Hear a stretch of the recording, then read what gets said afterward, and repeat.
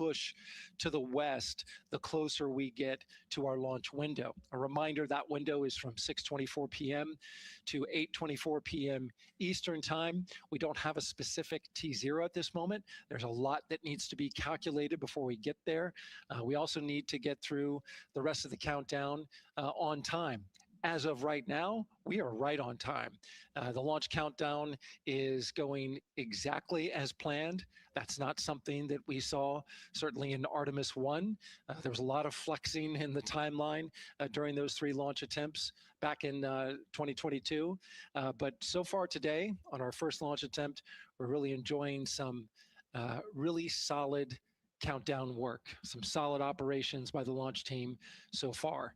And to quote our friend Lucas, who created Earthrise, we all really like that. We'll send it back to the host desk. Thanks so much, Daryl. Yes, we really like that. And we really like Rise and Lucas. So thank you for that. That was really cute. Okay, so again, here we are in the big box here. We have our full view of the rocket looking glorious on there with, again, some clouds, but still weather is good for launch today. And then we have the closeout team continuing to do work in the White Room. We got confirmation that they have successfully completed pressurizing the counterbalance pressurization. Basically, as Daryl explained it before, the side hatch for the crew module is very heavy. So in order to open it, there needs to be pressure applied to it, and that's what we just completed, right? Right, that's exactly it. So the CBA, that counterbalance assembly that we're talking about, has to be pressurized. It's a pneumatic system to help. So in the case of an egress, Christina's the one that has to open that hatch. So once she gets it unlatched and unlocked, then that pneumatic system will help move the hatch. It weighs a lot, and so the average human cannot open that hatch by themselves. And so that's why we want to make sure that the system is pressurized, that it's not going to leak, and that it is ready to go in case they need to open the hatch. So that is complete, and now what is happening are the seal leak checks. So that is in progress. Again, 2 seals go through the entirety of the hatch, and we will take the seals to pressure, hold it for about a minute, and just make sure that it is holding pressure. Again, we want to make sure that the crew has a safe, pressurized environment in any sort of situation while they're in Orion. Yep, that's right. So we're going to take a look at it. We're going to take a look at the starting pressure, and then after a certain amount of time, we'll take a look at the ending pressure, and then there are certain tolerances that we will accept for flight. 2 hours, 37 minutes and counting from the opening of our 2-hour launch window today at 6:24 p.m. Eastern Time. After liftoff, it takes less than 10 minutes to reach Earth's orbit. Let's learn more about today's Ascent profile with Gary in Mission Control.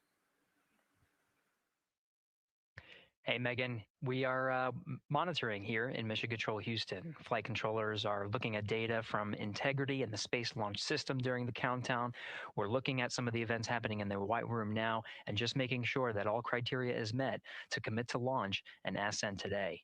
It's the team you see in this room that would be looking after Ascent, which is a very dynamic phase of flight. And after solid rocket booster ignition of the Space Launch System, it's this team that takes over control of the mission.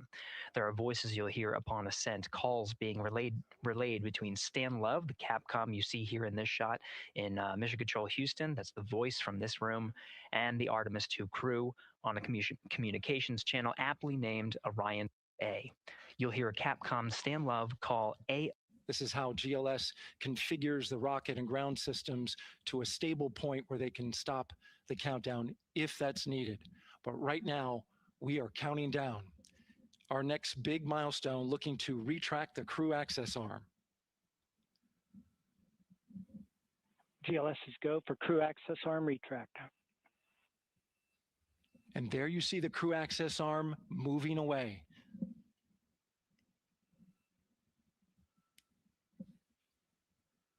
That's the path that the astronauts took to ingress into the rocket.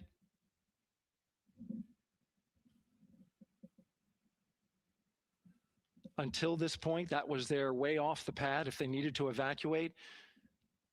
But now with that arm retracting, the backup transitions to a launch abort system, and they'll begin arming that shortly.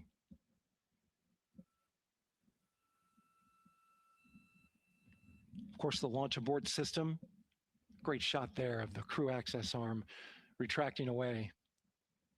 The launch abort system is the tower at the top, and that's what would pull Orion and its crew off the top of the rocket in case of an emergency, whether it's on the ground or in flight. This is critical safety hardware that protects the lives of the astronauts.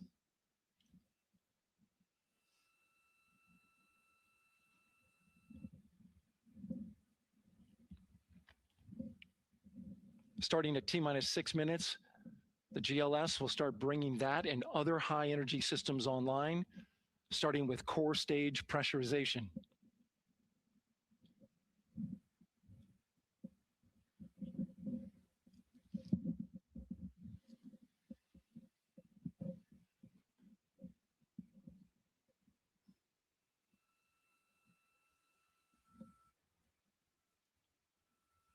Weather is 90% go, the range is go,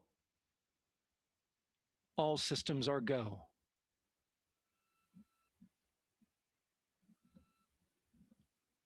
GLS is go for core stage tank pressurization.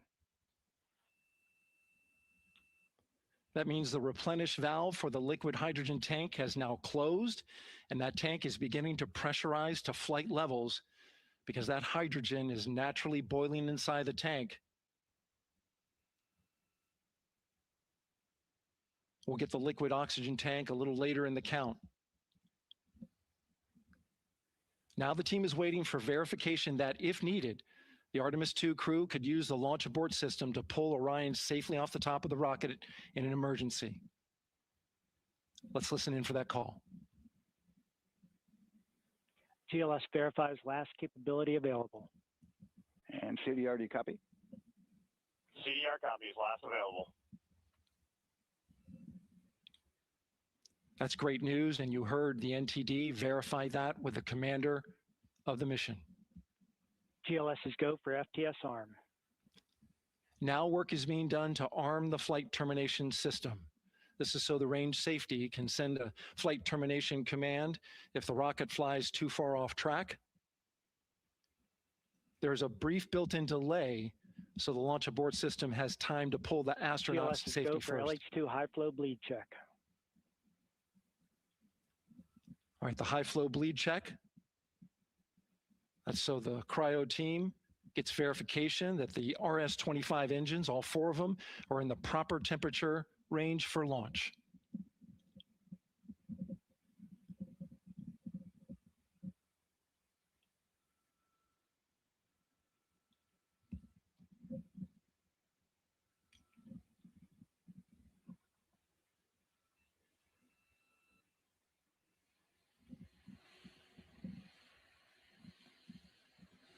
GLS is go for core stage APU start. Core stage APUs start. Those are auxiliary power units, high-speed turbines, which provide pressure to hydraulic pumps that steer the RS-25 engines. We're going to see a gimbal test a little later at T-minus 2 minutes and 30 seconds. This is what allows that to happen.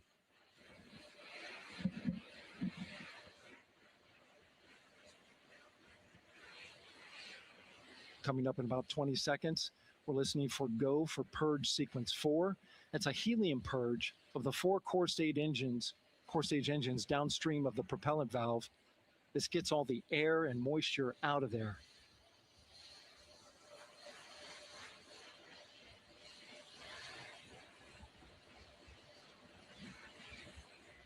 GLS is go for purge sequence 4. Moving through the milestones. All is looking good.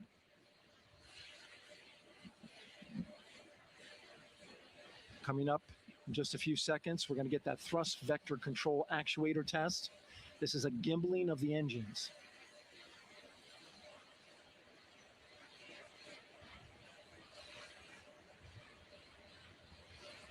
There are the 4 RS-25s, 3 of them shuttle heritage, 1 of them built from shuttle parts.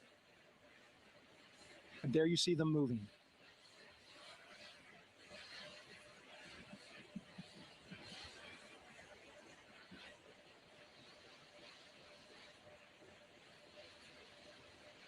Now we're going to start moving the power from both the upper stage and the lower stage of the rocket to internal, taking ground power away and now going to battery power. GLS is go for upper stage to internal power. All right, power is removed from the rocket's upper stage, the ICPS, and it's been switched to battery. Same milestone for the lower core stage coming up at T-minus 1 minute and 30 seconds. Right now, the 4-person Artemis II crew is 248,000 miles away from the moon. And if all goes well, they will fly by it in 6 days. GLS is go for core stage to internal power.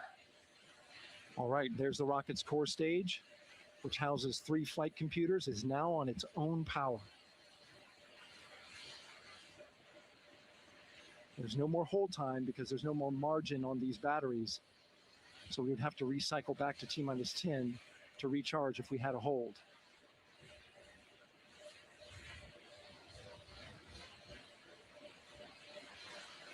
One minute.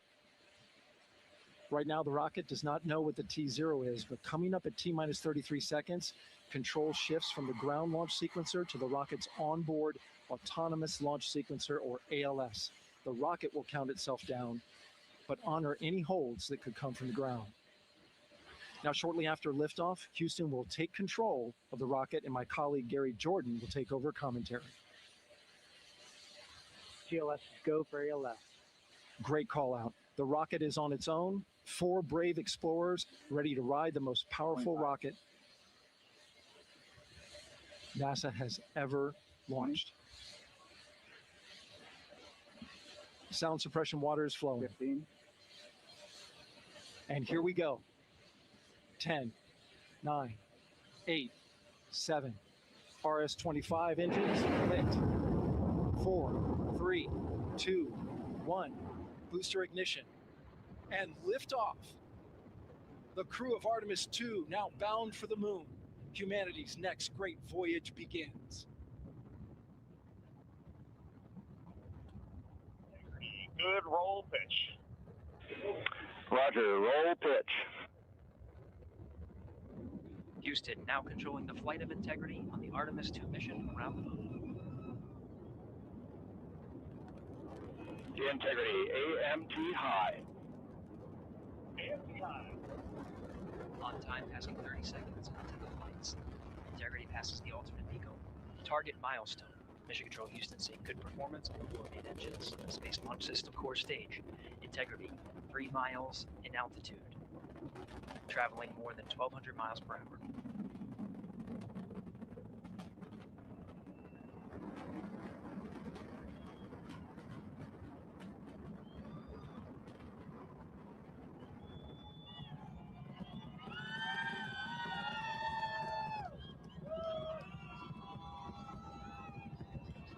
Mission elapsed time, passing 1 minute, approaching max Q.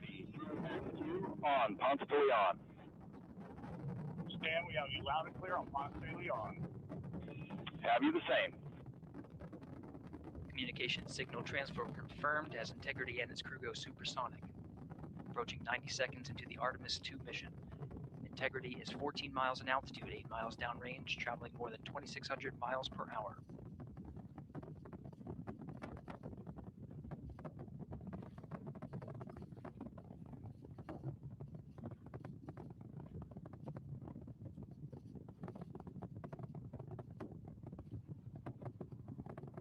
One minute 50 seconds of mission elapsed time, standing by for main engine throttle down to 85%, ahead of solid rocket booster separation expected at the 2-minute 9-second mark.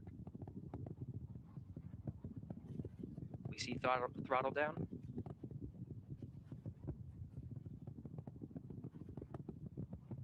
Confirmed separation. Main engine's throttling up, guidance converged.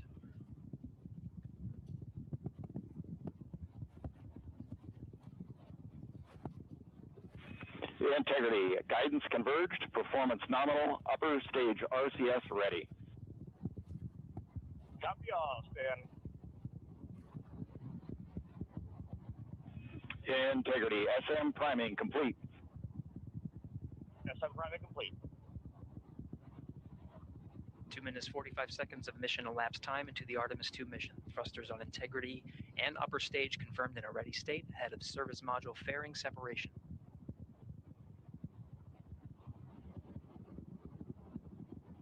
Three minutes into the flight. Integrity 49 miles in altitude, 78 miles downrange, now passing 5,000 miles per hour.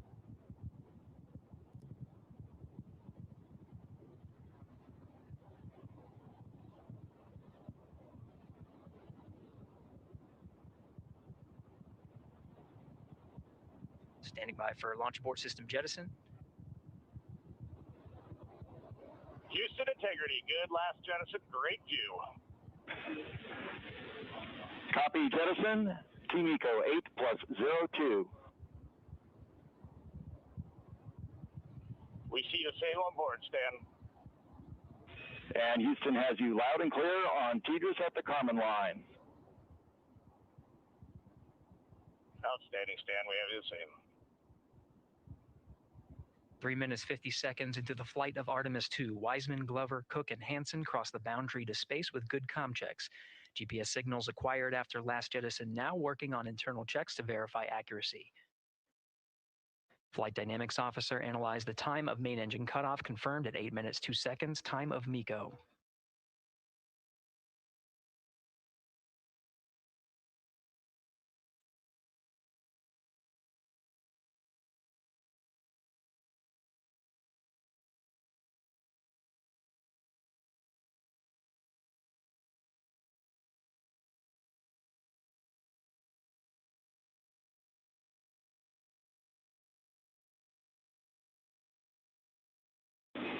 Integrity GPS processing. Outstanding, Stan, we see the same, and we have a beautiful moonrise. We're headed right at it.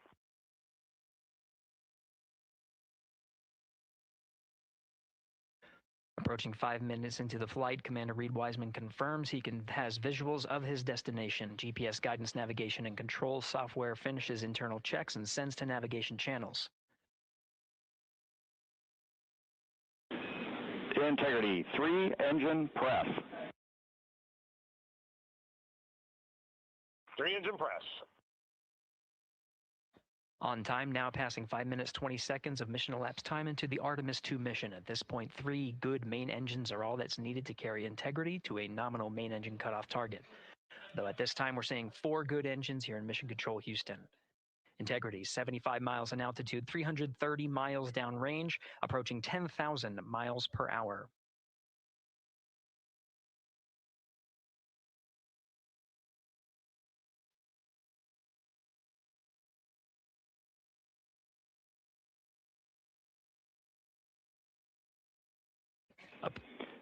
Integrity looking good at 6 minutes. Same on board, Stan. Good trajectory and engine performance. Booster officer will soon report the shutdown plan to Flight Director Judd Friedling, expected at the 7-minute mark. Integrity, 78 miles in altitude, 460 miles downrange. Integrity, expect nominal shutdown. Integrity copies nominal shutdown.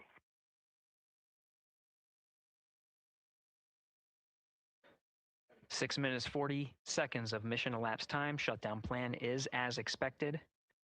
Again, the time of MECO was confirmed at 8 minutes 2 seconds into the flight.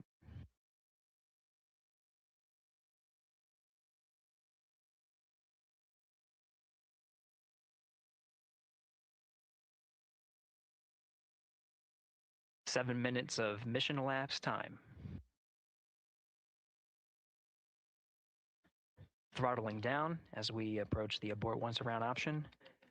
Milestone at the 7-minute 30-second mark. Now 84 miles in altitude, 650 miles downrange, traveling more than 15,000 miles per hour. Integrity, AOA open. AOA open. The window is now open for an abort once around option that would target splashdown in the Pacific Ocean. Still following nominal ascent at this time.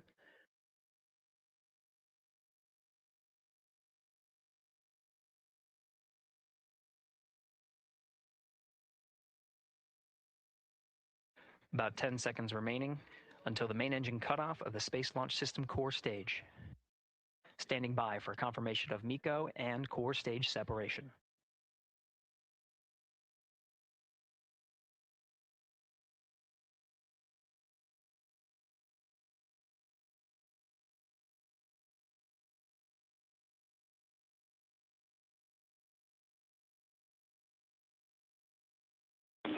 Integrity and nominal MECO, core stage separated.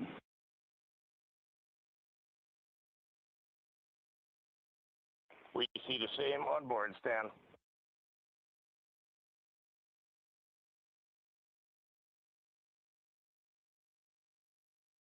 Eight minutes, 40 seconds into the flight, we have a nominal main engine cutoff heading in the right trajectory on the way to swing around the moon.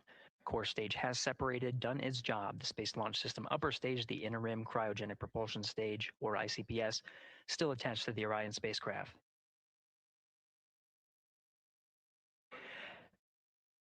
Nine minutes of mission elapsed time. Integrity crew of Reed Wiseman, Victor Glover, Christina Cook, and Jeremy Hansen now in orbit around the Earth at the beginning of their journey to the moon.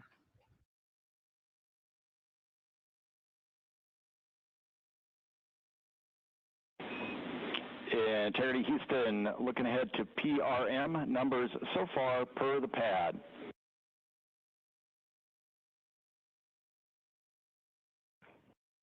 Copy that, Stan. Numbers for the pad.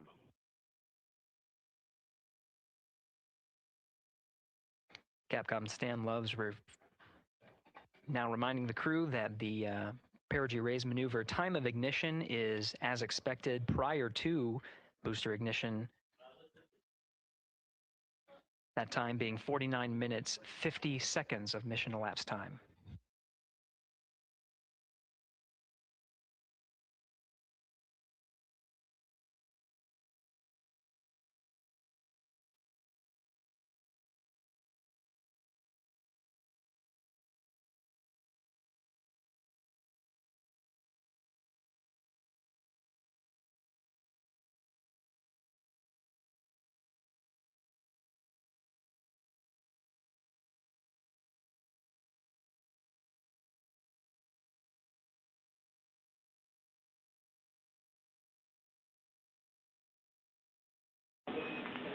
Integrity, good. NEDS deploy.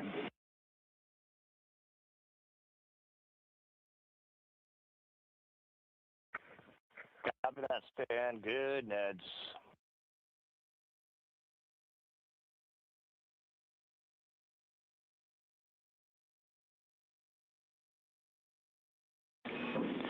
And Integrity Houston for PWD setup. Just a reminder, halfway open on the secondary.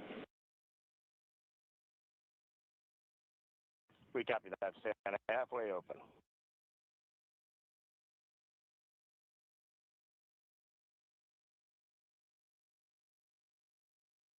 Passing 11 minutes of mission elapsed time. Here, overhearing the conversation between Capcom Stan Love and Commander Reed Wiseman, already passing some milestones. We have a good nozzle extension deployment system. That is confirmed. Complete. We also have the visors are confirmed up. Now past the dynamic phase of flight, that is Ascent. Their launch and entry suits that provided them an extra layer of protection. Now not as needed. They're going to raise those visors. And later in today's mission, they will begin to egress or get out of the suits to begin some of their initial tasks of activating some of the systems aboard in the Integrity spacecraft. It's passing 12 minutes of mission elapsed time. Again, the Perigee raise maneuver that's targeted near 50 minutes of mission elapsed time, 49 minutes, 50 seconds.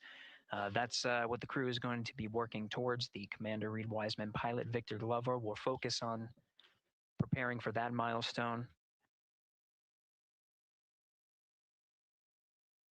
In the meantime, mission specialists Christina Cook and Jeremy Hansen will start some of the activation of environmental control life support systems. You may hear confirmation of their activation over the Orion to Earth communication network.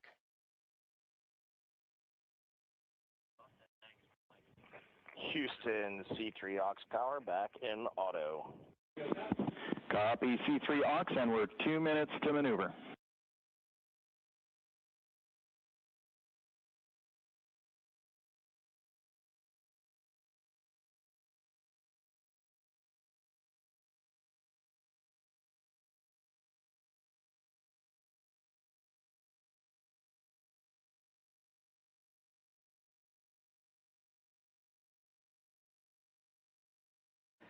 "13 minutes and 30 seconds of mission elapsed time. We're going to continue to follow the crew of the Artemis II mission.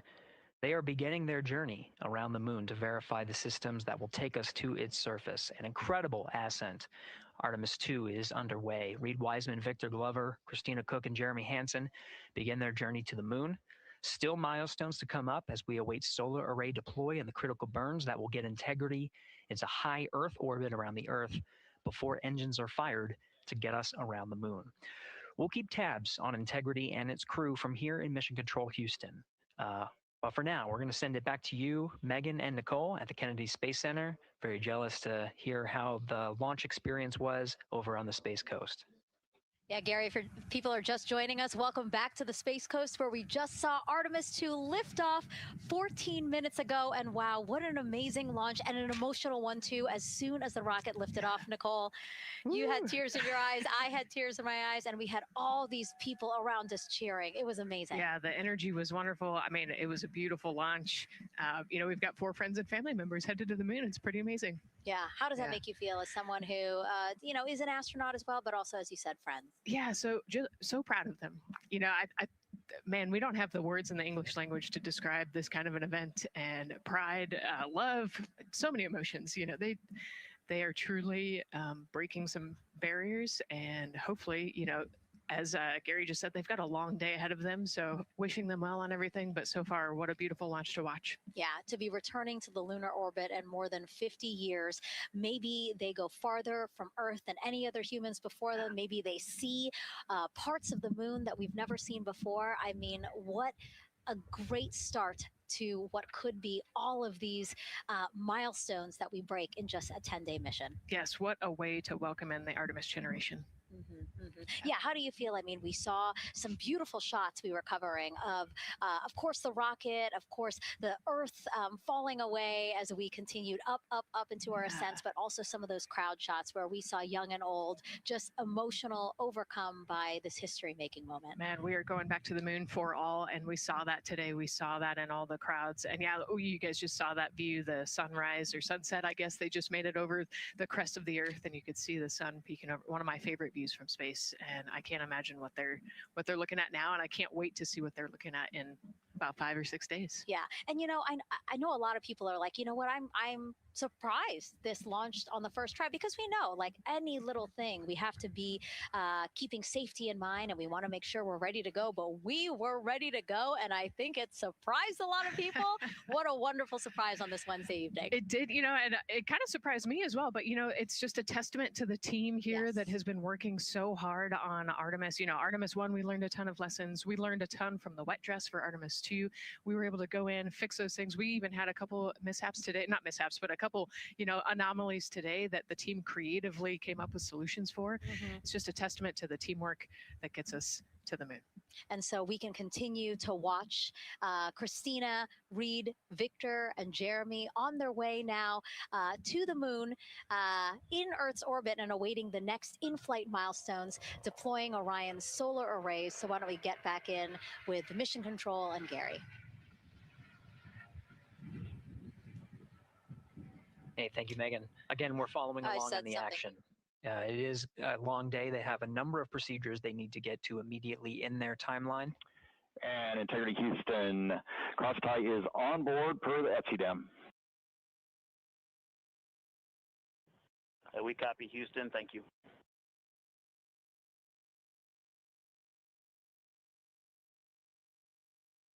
cross-tie referring to flight controllers here initiating a connection between some of the batteries aboard the Orion spacecraft,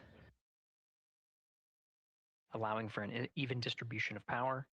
This is the flight control teams that took us through Ascent of the Artemis II mission today. Right now we're, as you see, passing 18 minutes of mission elapsed time. The Orion spacecraft integrity and the interim cryogenic propulsion system are maneuvering tail to sun. It is in this orientation, this attitude. Integrity, any words on that momentary prop caution?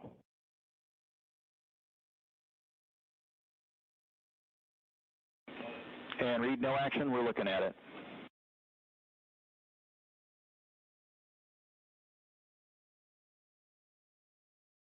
Commander Reed Wiseman verifying what is being routed to his displays aboard integrity. Propulsion engineer confirming that no action is needed at this time. They're pressing through with their nominal procedures to prepare for the Perigee raise maneuver. And of course, the solar array wing deploy ahead of that. The solar wing deploy is a critical milestone. We'll continue to have our coverage follow the mission until that deployment. Successful launch is just the beginning. The deployment of the solar arrays and successful confirmation that those solar array wings are drawing power is a significant milestone and says to the flight control teams that we will continue on today's mission. Power needs to be drawn to continue through some of the next milestones. Until then, the AOA open option that was called up upon ascent, the aboard once around, is the current option, and the board to orbit option ATO will be switched to a preferred mode at the time that the solar array wings are deployed and latched. It gives the flight control teams a little bit more flexibility. Yeah, Integrity Houston, update on TDRS handover for your pad.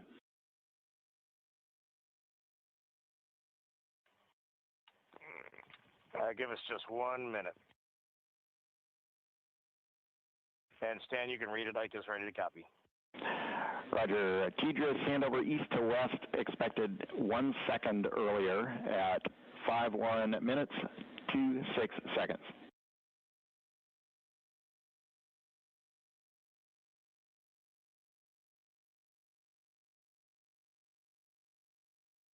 Hi, Stan. We copy 1 second earlier for 5126 TDRS east to west, and saws are starting to deploy. Thermal knives are firing. We concur. Thanks for the report.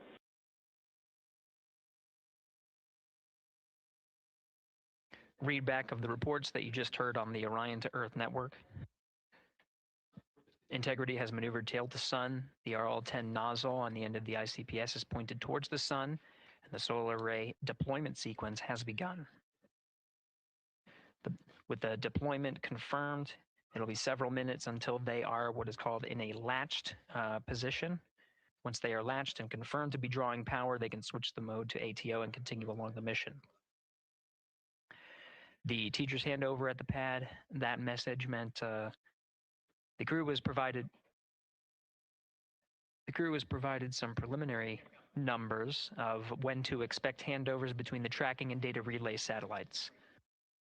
Currently orbiting Earth at an altitude of 545 statute miles above the Earth. They are in a near-Earth network communication system. The tracking and data relay satellites, geosynchronous satellites that are stationed about 23,000 miles above the Earth.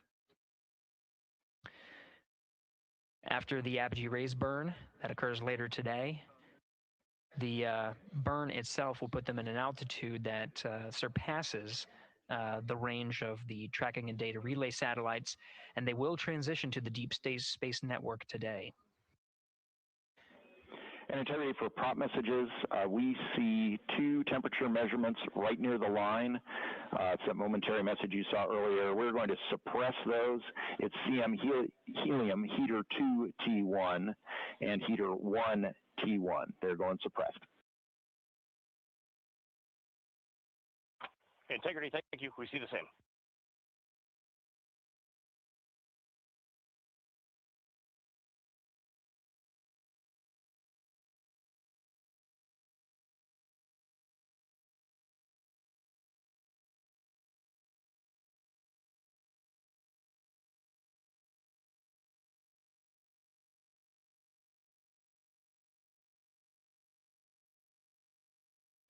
This is Mission Control Houston, passing 23 minutes of mission elapsed time into the Artemis II mission.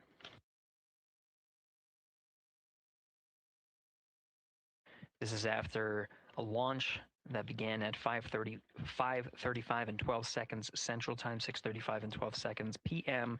Eastern Time. Right now, the orientation you're seeing from our arrow visualization that translates some of the telemetry that we're getting from the spacecraft and puts it into a model so you can follow along on some of the milestones that we are following here. The RL-10 nozzle that you see at the left end of your screen, though it is currently not firing, that nozzle is pointed towards the sun, and the solar arrays are currently deploying. From this visualization, they look fully stowed in a position. Integrity, we are happy to report that Jeremy has the O2 sensors on. Copy O2 sensors.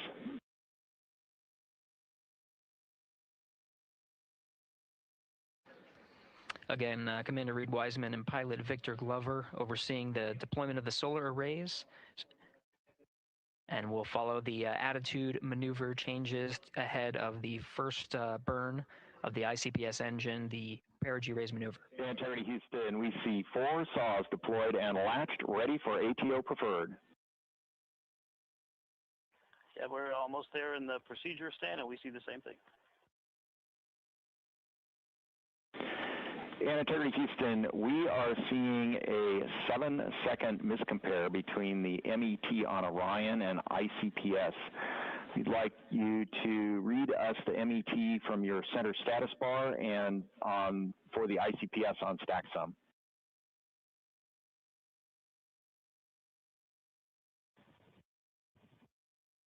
And Stan, we see a absolutely precise alignment. MET 25, 14, 15, 16, precisely aligned with ICPS MET.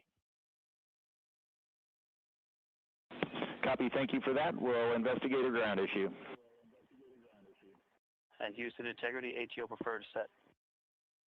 Copy, ATO preferred.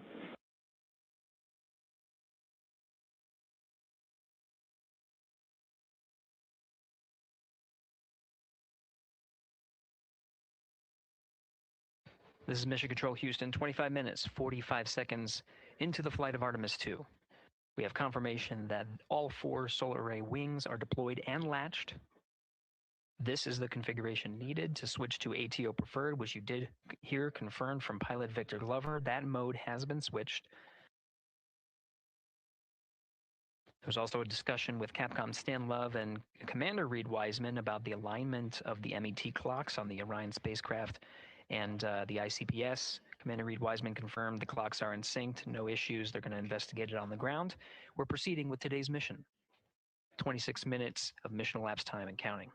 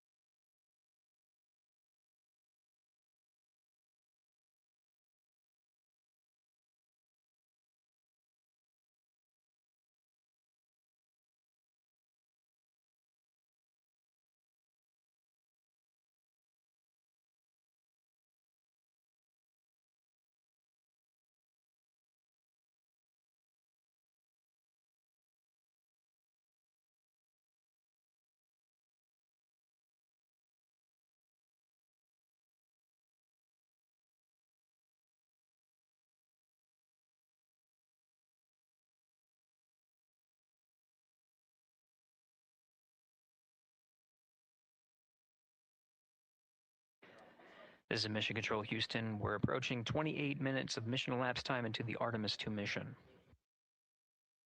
At this point, we've had a successful liftoff from the pad at 5:35 p.m. and 12 seconds p.m. Central Time, 6:35 and 12 seconds p.m. Eastern Time. We've had a good main engine cutoff, core stage separation, and a good trajectory to begin today's mission. Right now, the spacecraft has maneuvered tail to sun. We're standing by for another maneuver to maneuver into the burn attitude. This is where the RL-10 engine of the ICPS is pointed in the correct orientation for the Perigee raise maneuver. We did hear confirmation that the Perigee raise maneuver time of ignition has been confirmed per the pad, which means it was the predicted time prior to liftoff. Integrity for G and C, we're taking channel 1 to unfiltered and to BFS. Okay, Stan, we're watching. Go ahead.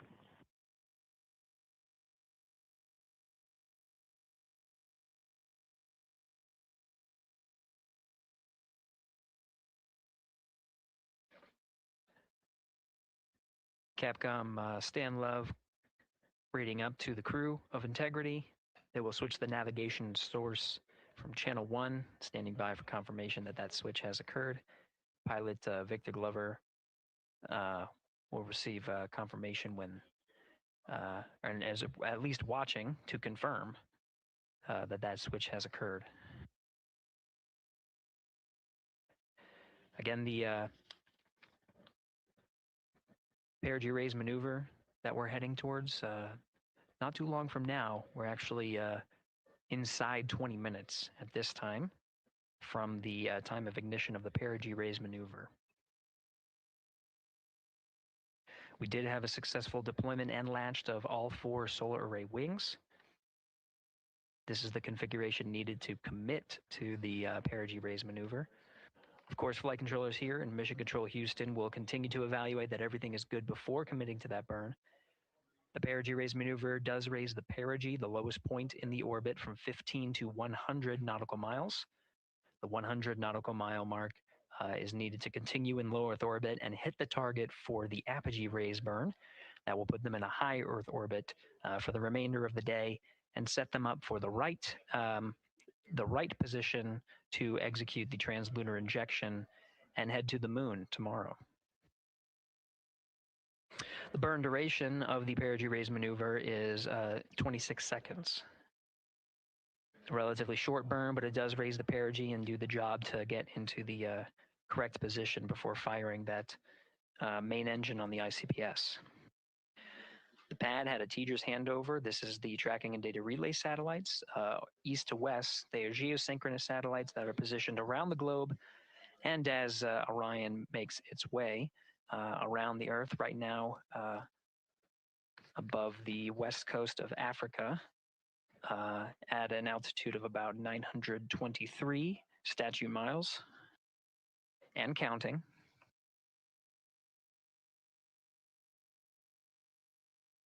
The Perigee raise maneuver is not executed at the Perigee. It is rather executed on the, actually closer to the Apogee. But what it does is it raises the perigee on the other end of the orbit to 100 nautical miles.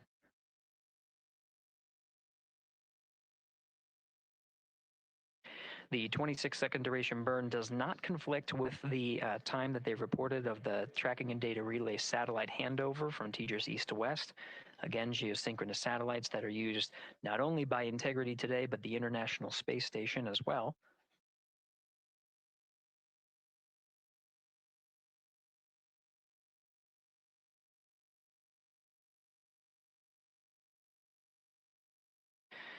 That time of handover is 51 minutes, 26 seconds. Plenty of margin before the Perigee raise maneuver cutoff happens, and the trajectory is analyzed to see whether it was a good burn Good burn means that the burn was performed as expected and sets the trajectory on course for that 100 nautical mile perigee target mark.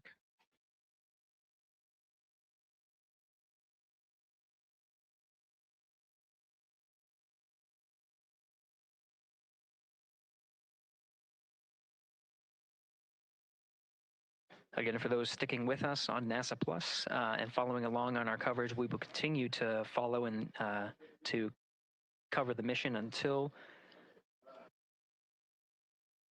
actually, we'll continue to cover the mission 24/7.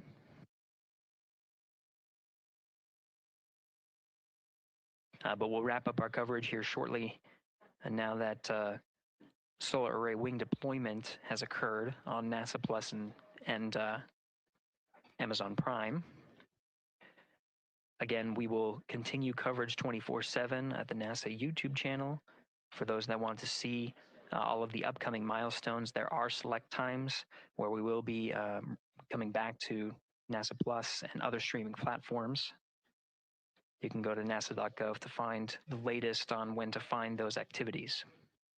Given that this is an operational mission, we do want to make sure that we are maintaining transparency in the mission and providing you all the information on what's happening in space as Reed Wiseman, Victor Glover, Christina Cook, and Jeremy Hansen head on their mission around the moon.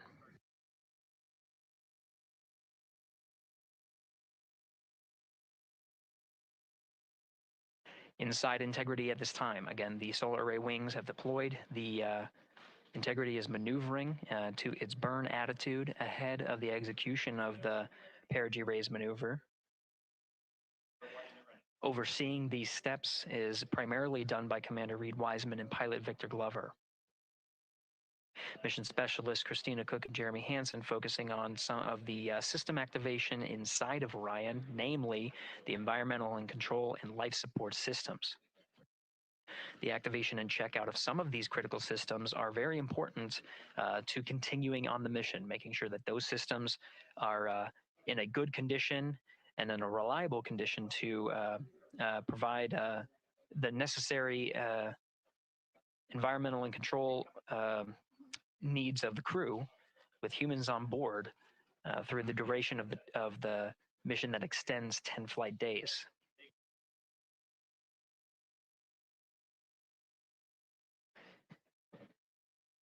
Standing by for an update to the Perigee raise maneuver time of ignition. Should be right up to the crew very shortly. Integrity Houston, updated PRM numbers when you're ready to copy.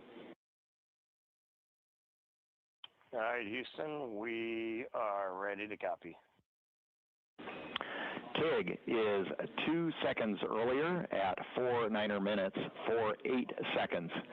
TIGO unchanged at 26 seconds. 49, 48, TIGO 26.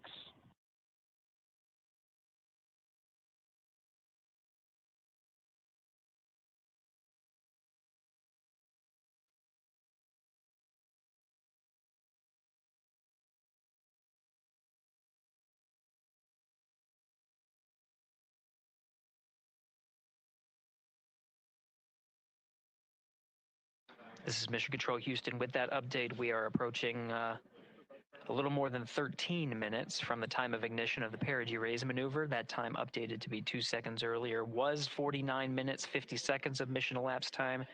Will now move to 49 minutes, 48 seconds. The duration of the burn, that's what was referred to as the TGO, will still remain at 26 seconds, relatively short duration burn. Again, just raises the perigee of the orbit today.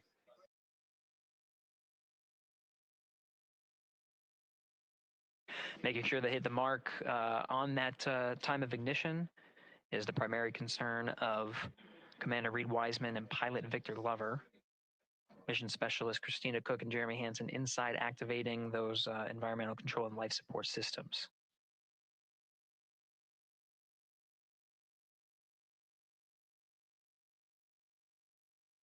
At this time, all 4 crew members are wearing the launch and entry suits. Integrity Houston, for Optimus on the PCD, we have time update instructions when you're ready.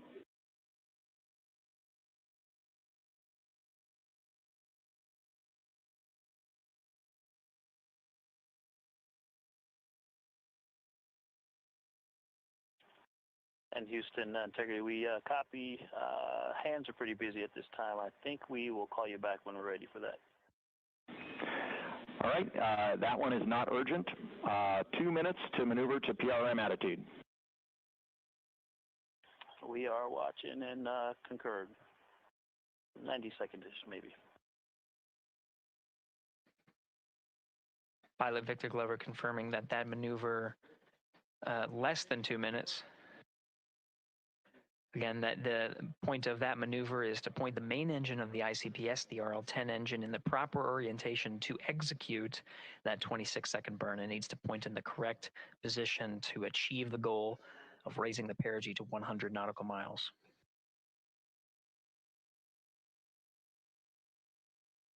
You heard some of the environmental control system activations over Orion to Earth. Jeremy Hansen activated the O2 sensors. They'll be measuring the cabin of Orion.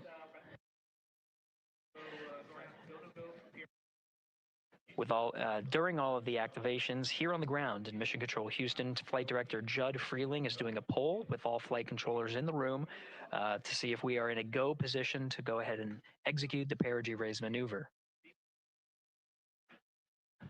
Once concluded, Stan Love will report it back up to the crew, and we'll stand by for that.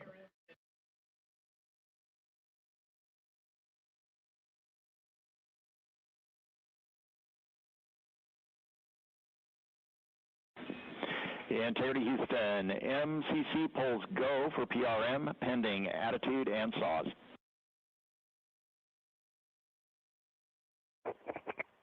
Okay, we copy. MCC is go. Maneuver starting.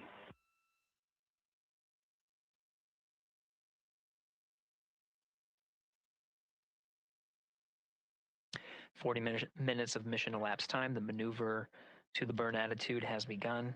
The maneuver also is paired with reorientation of the solar array wings that have been deployed.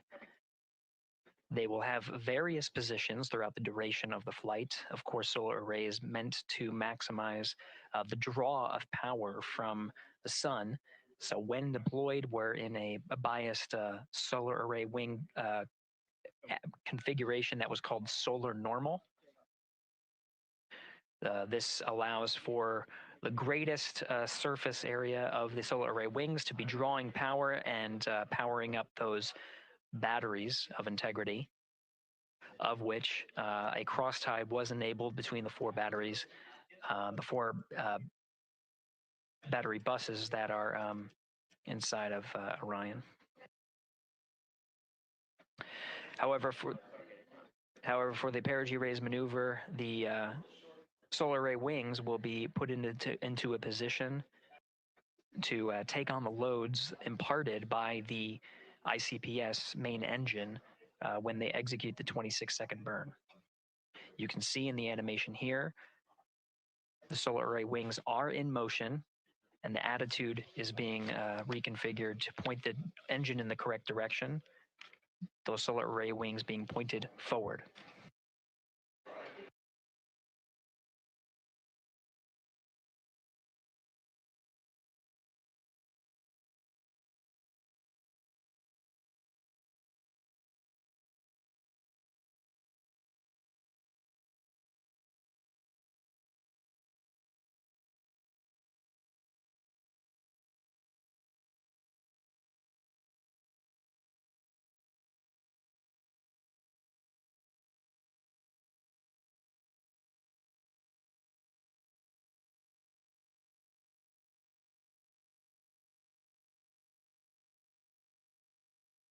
You're getting a live look inside the Artemis II mission flight control room. The team you see here oversaw the ascent of our four astronauts inside Integrity, launching at 6:35 and 12 seconds p.m. Eastern Time. Now, again, this room will be occupied 24 hours a day, 7 days a week, with flight controllers shifting on 3 shifts to oversee 24/7 operations of Artemis II while in flight. We will cover that live on the NASA YouTube channel, and we'll be covering that around the clock as we begin to wrap up our coverage here on NASA Plus. Before I do want to send it over to our colleagues at the Kennedy Space Center. And to my colleagues, it was a pleasure to join the teams at the Kennedy Space Center and be a part of such a historic launch. Here in Houston, again, we're turning our attention to the mission. And for now, we'll say farewell and thank you to our colleagues there for today's launch coverage. We'll see you again soon for Splashdown. This is Mission Control Houston, sending it back over to Megan and Nicole at the host desk. Thank you, Gary. And yes, it was such a pleasure to be a part of this historic mission that started right here at Kennedy Space Center. It was such an amazing sight to be a part of. And now, as Reed Wiseman, Victor Glover, Christina Cook, and Jeremy Hansen begin their journey, we here at the Kennedy Space Center are about to wrap our broadcast. We'll, of course, though, have 24/7 coverage with our colleagues at Johnson Space Center starting as soon as we sign off, so don't worry. You can follow along our 4 astronauts every minute of their nearly 10-day journey to the moon and back. Nicole, I'll definitely be watching it, and I'm sure you will too. Yes, of course. You know, they just started, right? The launch was beautiful. This was a historic day. They're on their way back to the moon for the first time in over half a century, but they've got a lot of work ahead of them, and so we're excited to see what they have to do and excited to test out the Orion spacecraft. This is a test flight after all, and we're excited to see what we can learn from this mission. Very humbling, inspiring. It was really amazing to be a part of this, and I'm so glad that so many people joined along by either watching here in person or watching online. And of course, Nicole, thank you so much for sitting through this, answering questions, adding so much context and information that really brought a lot out of what we saw today. Oh man, I had a blast. You're a rock star. You're a professional. Gosh, this was great. Oh, you're great. So this was a wonderful day. Well, again, thank you so much. And thank you to you for watching at home. You know, tonight we didn't just launch a rocket, we launched the next chapter of human exploration. Our Artemis II crew now on their way back to the moon, and we're taking you with us. So thank you again for watching, and go Artemis II.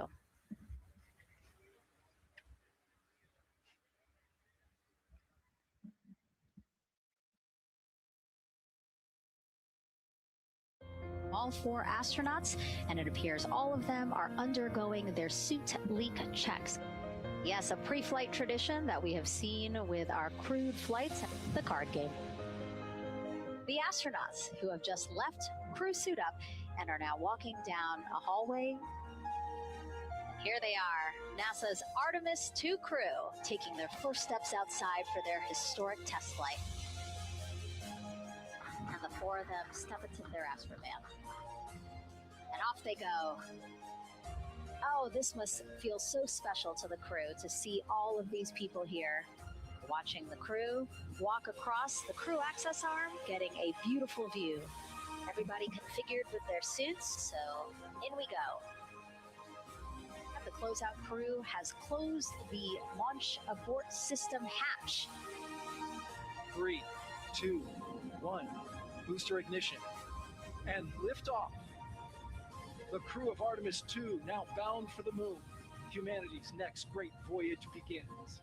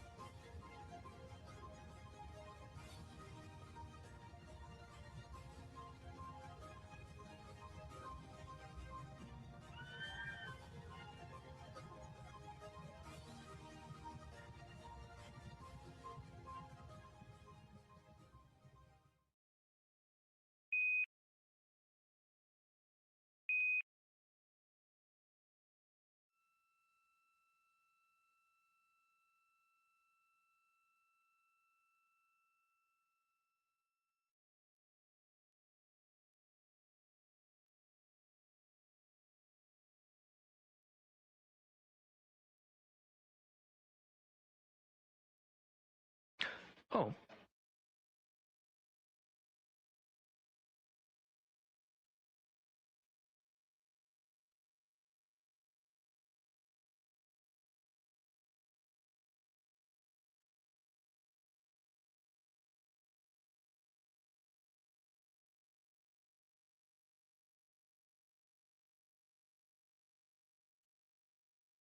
All right, this is Mission Control Houston. Welcome back for our 24/7 coverage of the Artemis II mission. At this time, we are a little more than 1 minute from the time of ignition of the Perigee raise maneuver. At this time, the Orion Spacecraft integrity has been maneuvered into the burn attitude, is pointed in the right direction, and the solar arrays are in the position to take on the loads imparted by the 26-second burn.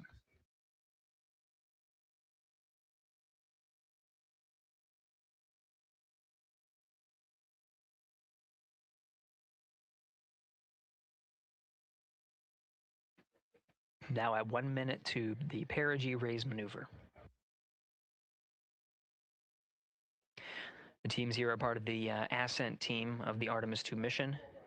Now getting our first views from one of the solar array wing cameras over the tracking data relay satellites. We are in a night pass as we are about a little more than 1,300 statute miles above the Earth, just east off the coast of Madagascar. So we have, you can see the Terminator line right just west of the Philippines and the west coast of Australia, where we'll start to get some sunlight again.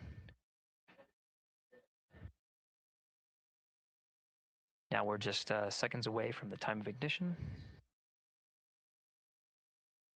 We have ignition.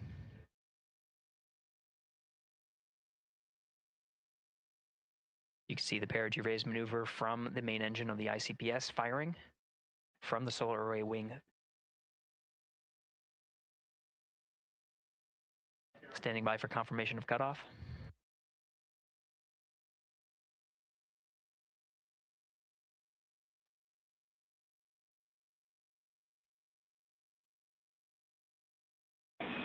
Integrity, good PRM, and 1 minute to teeter's handover. Copy that. We see the Sable on board, and the sun is rising on integrity. Outstanding.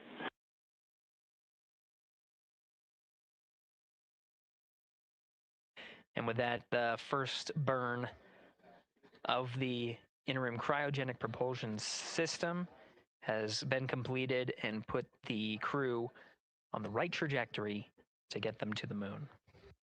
Houston, There are integrity for toilet setup, step 2.5. Go ahead. Yes, there was not an installed oxon inlet filter, even with empty oxone in the hose when I opened up the filter.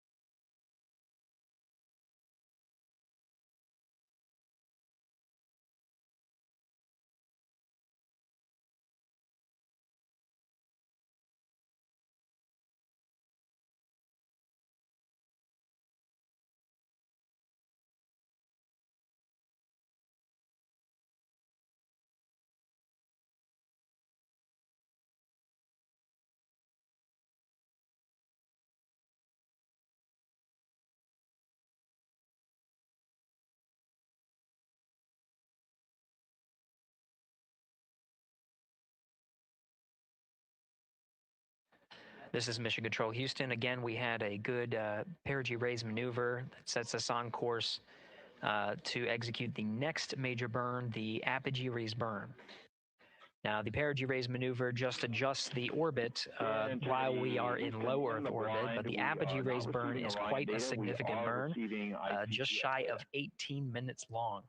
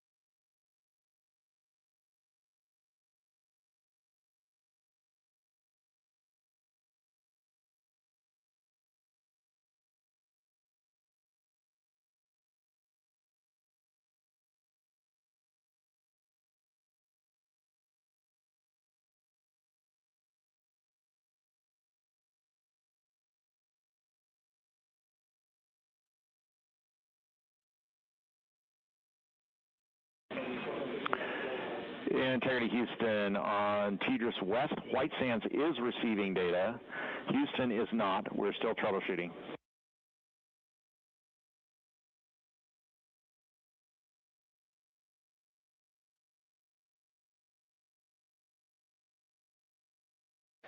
That was Capcom Stan Love, part of the Ascent team here in Mission Control Houston.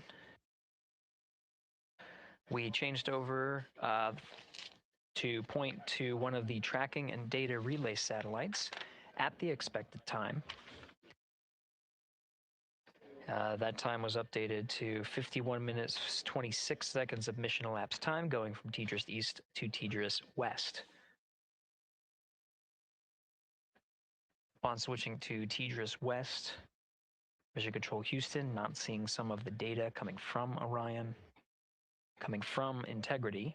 So we're standing by to regain the ability and troubleshoot some of the rationale as to why we are having some intermittent gaps in our data and communications with the crew.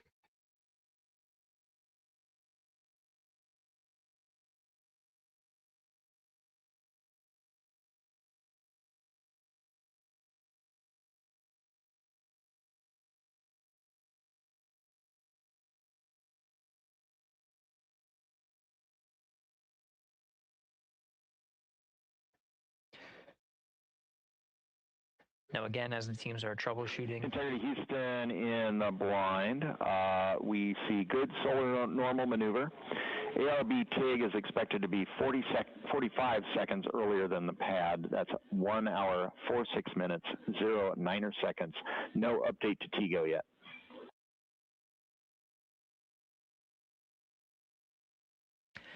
That was Capcom Stan Love here in Mission Control Houston. He used the term "in the blind." That refers to as part of the data that we are not getting from the TDRS West satellite.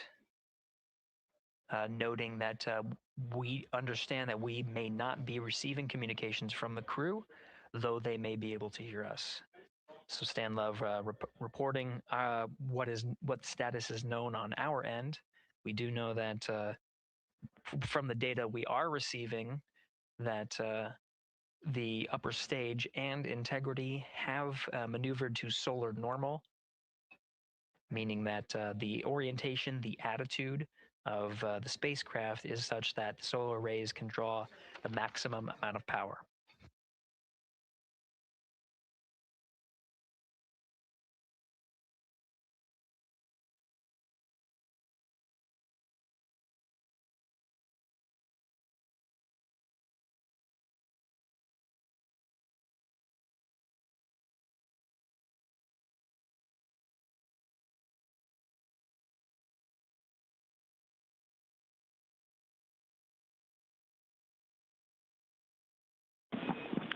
Integrity Houston in the blind for Christina.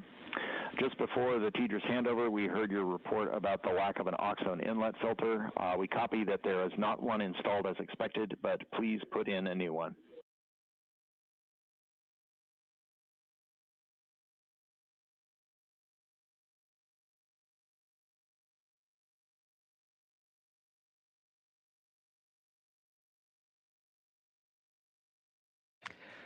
Team here you see in this row of the Capcom console is NASA astronaut Stan Love. The voice that you're hearing from the teams here in Mission Control Houston up to the crew of Integrity. A Capcom voice that you'll hear throughout the mission as well. Next to Dr. Love, to his right is Jackie Mahaffey, the Chief Training Officer for the Artemis II crew, and a voice that you'll hear from here in Mission Control Houston. Flight Director Judd Freeling is to Stan Love's left. The Ascent Flight Director and leading the teams through the Ascent that happened today. And to the left of Judd Freeling is Flight Director Rick Henfling, part of the entry teams here on console to oversee the Ascent portion. He'll be returning to console on Flight Day 9 to prepare for the splashdown on a nominal timeline for flight day 10. Integrity Houston in the blind. We're rebooting some ground equipment to try to recover the link. Expect 10 minutes.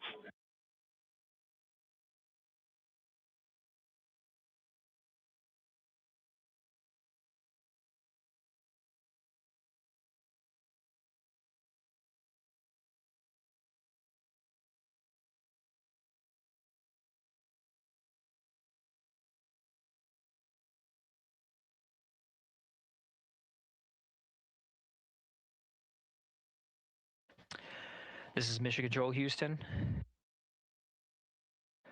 Again, the teams here are troubleshooting the lack of a forward link, the inability to communicate with the crew aboard Orion.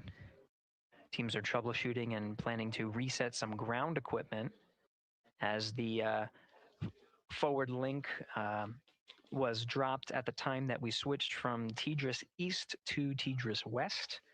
That happened, that handover period started at mission elapsed time of 51 minutes, 26 seconds.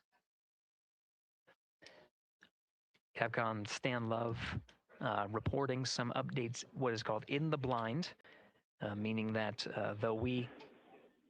Integrity Houston in the blind, expecting an imminent automated swap to string 2 on board.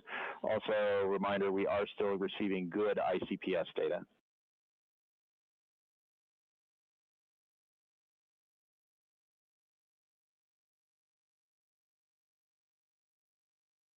Again, Capcom Stan Love reporting to the crew in the blind, meaning there may be an ability for the crew to hear the calls from the ground.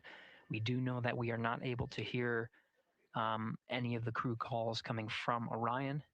We did just confirm that we are receiving data from the upper stage, and that allows us to understand and confirm the attitude and orientation of both spacecraft, knowing that they are at solar normal. And with the reboot, we're starting to get some data here. We'll confirm that the data we are receiving is good.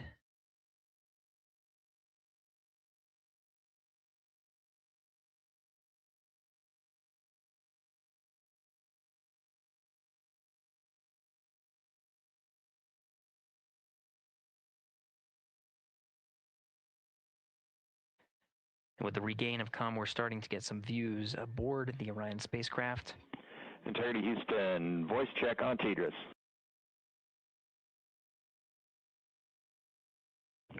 Loud and clear, Stan Hollis. And we now have you the same. Good to hear your voice. And good to hear yours as well. All right, we are still trying to understand whether the automated swap to S-band string 2 recovered comm for us or what was going on the ground. We gave you calls about an ARB TIG and an oxone inlet filter. Did you copy them? Copied all. Excellent.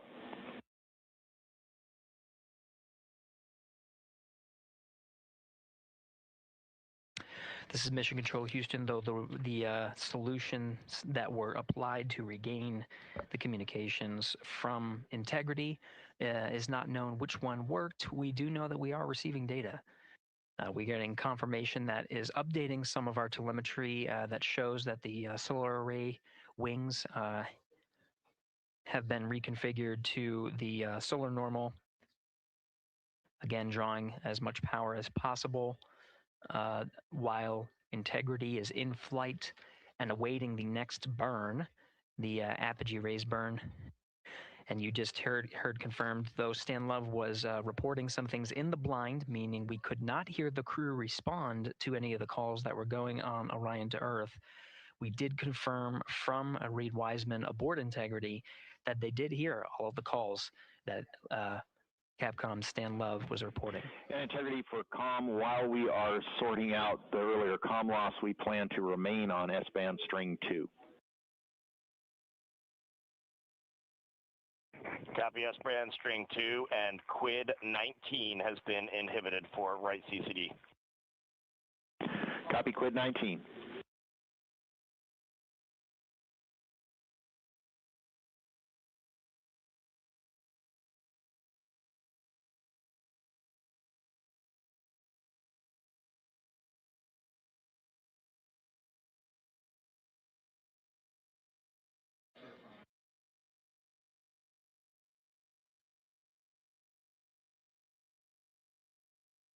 This is Mission Control Houston.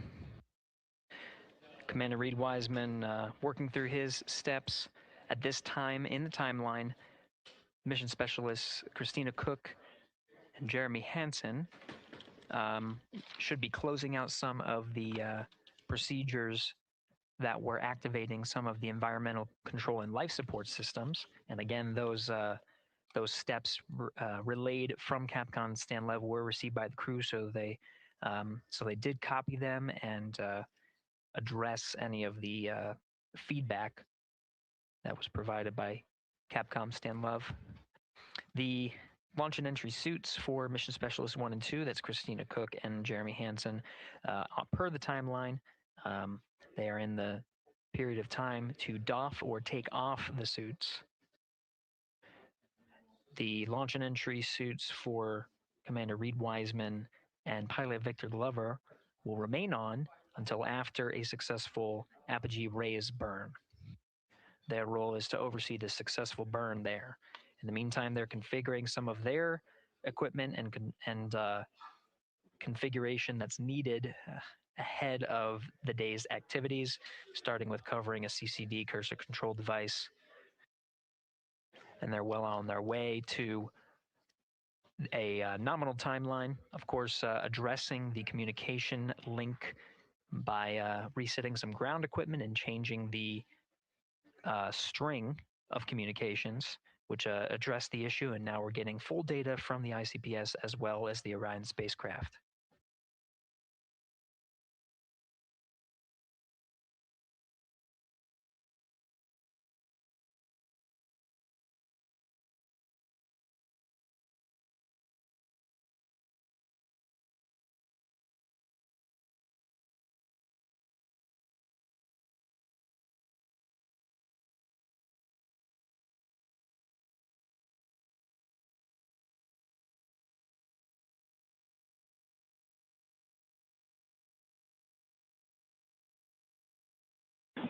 Integrity Houston, questions for Jeremy and for Christina?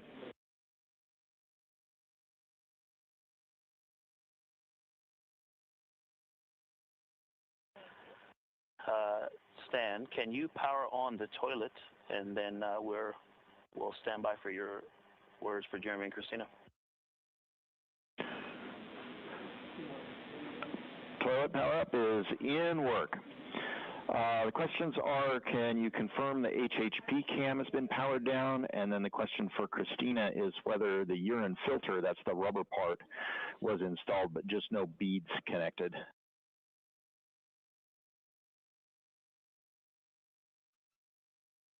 And that's affirmative. The filter was installed, no beads. Thank you. And Stan, we are wrapping up PWD right now. Jeremy will get the HHP cameras after that. There was a tremendous amount of back pressure on all those settings, so it's taken a little bit of all the connectors, so it's taken a little bit of time. Copy. Thank you.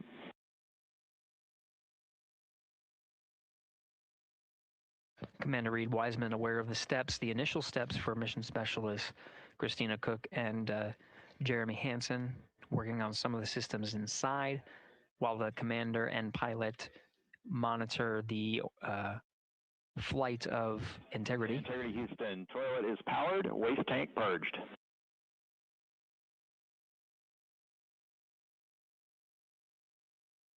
We copy that, Stan. Thank you. Some of the equipment inside needs to be activated by flight controllers here in Mission Control Houston. The activation of some of these necessary for their trip on their first day in orbit as part of the Artemis II mission.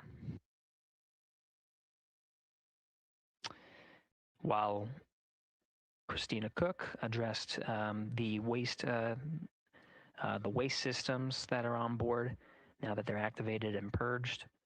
Jeremy Hansen working on the potable water dispenser rather. One of his initial steps is to activate the equipment and start filling some bags as a reserve. So he's working through those steps. The HHP camera is one of the internal cameras inside of Integrity.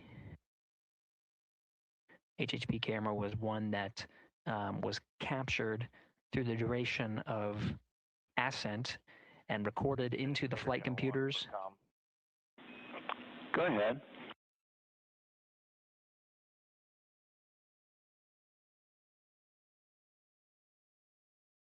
Yeah, that helps you at all, Stan. But that whole time that you all had, it seemed like you had a good forward link. We just had no return. We saw a good frame lock, and everything looked good. The only thing we did not have was a good ping. I don't know if that helps you. That helps a lot, Reed. Thank you for that report.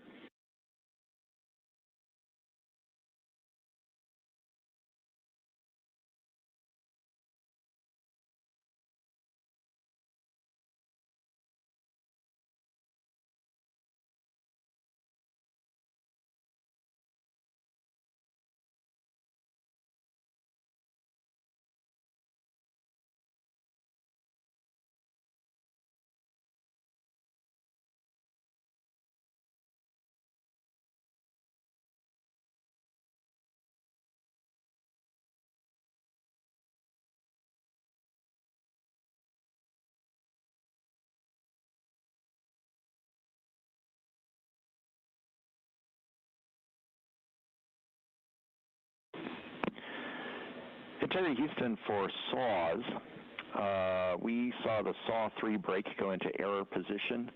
We're confident it engaged, but we saw more motion than we expected during the burn. We are cycling the brake on that SAW.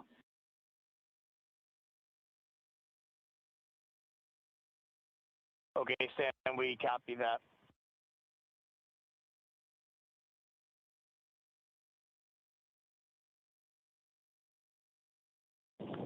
HHP cameras are off, PUP 1 switches are off, Stan. Copy HHP and PUP, thank you.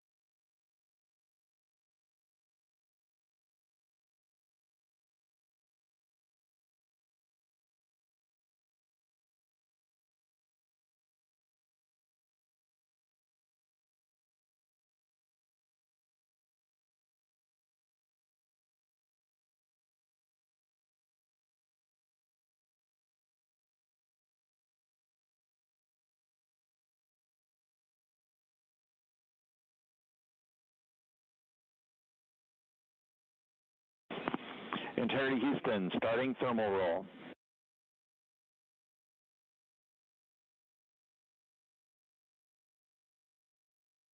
Houston Integrity on toilet, step 6.7. Go ahead for step 6.7. Yes, during 6.7, about 20 seconds after starting the water into the funnel, after a nominal startup, the toilet shut down on its own, and I have a blinking amber fault light. Copy, talking about it.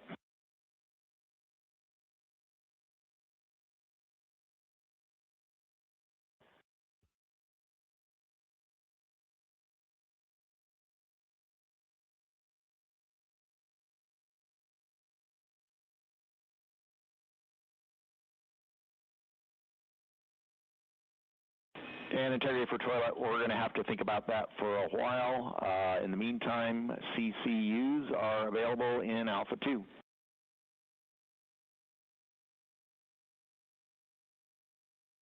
We copy, and I'll be returning the funnel to the cradle. Good config.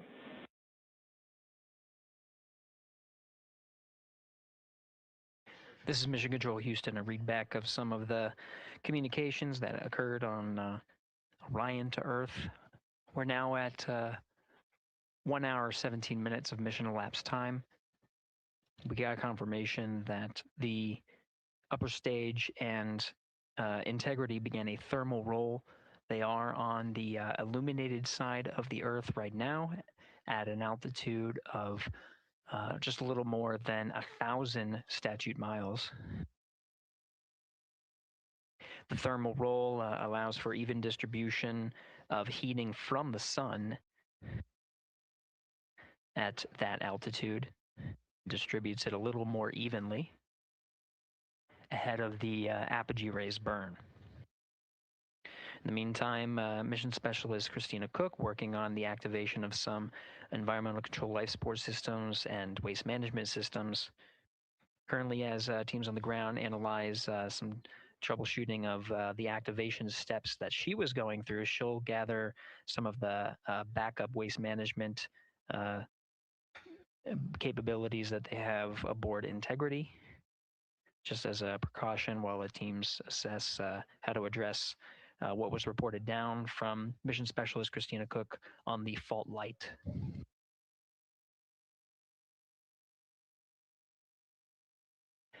Now at mission elapsed time of 1 hour, 18 minutes, we are coming up on the post-launch press conference at the Kennedy Space Center, where subject matter experts have gathered to and will address the launch that just occurred, and media will ask some questions.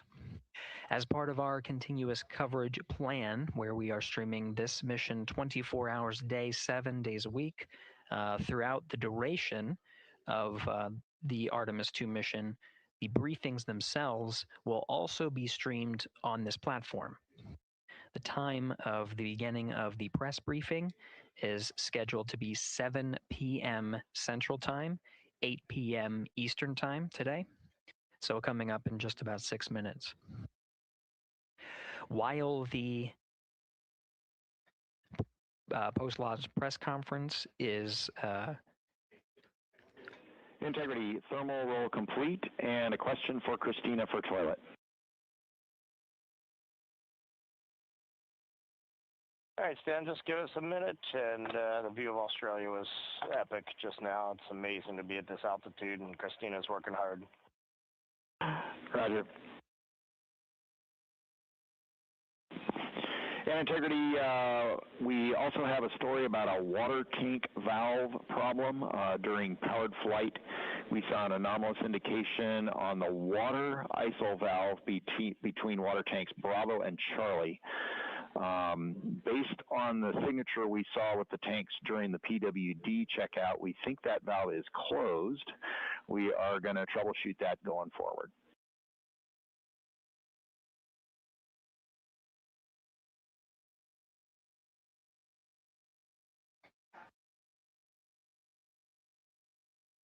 Quick recap, the thermal roll is complete, distributing. Dan, when you got Equus.N2H2O up, give me a call. I'm looking at it. Tab stop 17, we show that valve closed, if that helps you. That is also what we see, and that's exactly the valve we're looking at. Related to that, question for Jeremy. For the PWD checkout, did you check out the primary first or the secondary first?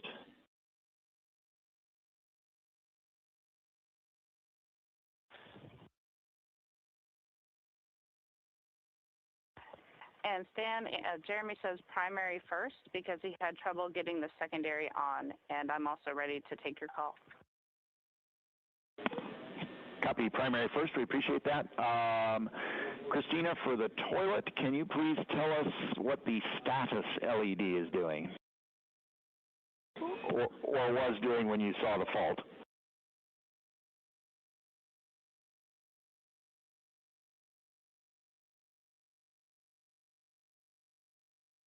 It had been on per normal, and there was good suction, and then it turned off when the fault started blinking. That's valuable information. Thank you. Teams on the ground continuing to troubleshoot the waste management systems aboard Integrity. Now we'll continue to follow the mission here as the 4 astronauts work on the steps to activate some of the systems and prepare for the Apogee raise burn. About 3 minutes from now, 7 p.m. Central Time, 8 p.m. Eastern, we'll start the press briefing. That press briefing will happen on our 24/7 live coverage. While that is happening, you can listen to the Orion to Earth loops and continue to cover the mission and views from the solar array wing cameras aboard Orion. And you can follow that at our clean live stream, also available at NASA's YouTube channel.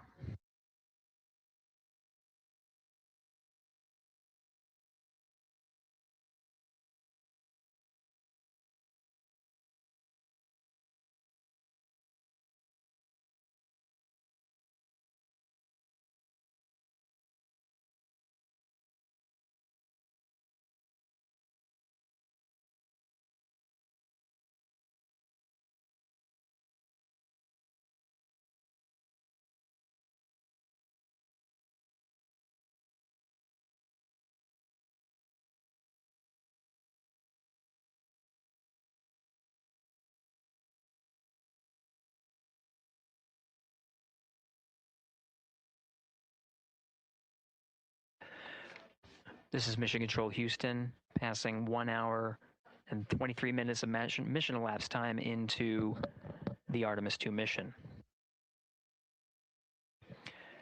The Integrity crew, about 800 statute miles over the Earth, currently passing over Australia. Commander Reed Wiseman confirmed that pass over Australia, they were able to peek out the windows and see that view from an altitude that is higher than any of them are used to. Jeremy. Integrity Houston for GNC, we are taking channel 1 to unfiltered and BFS. Also for the solar array indication we saw earlier, we think that when the brake originally set, it was like on a tooth, and that when the engine lit for PRM, it slipped one tooth.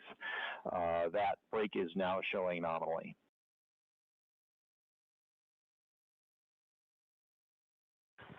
Okay, Tanya, we copy that, and I'm just curious. I feel like about a half an hour ago you took 1 to unfiltered in BFS. Is this nominal, or did something happen?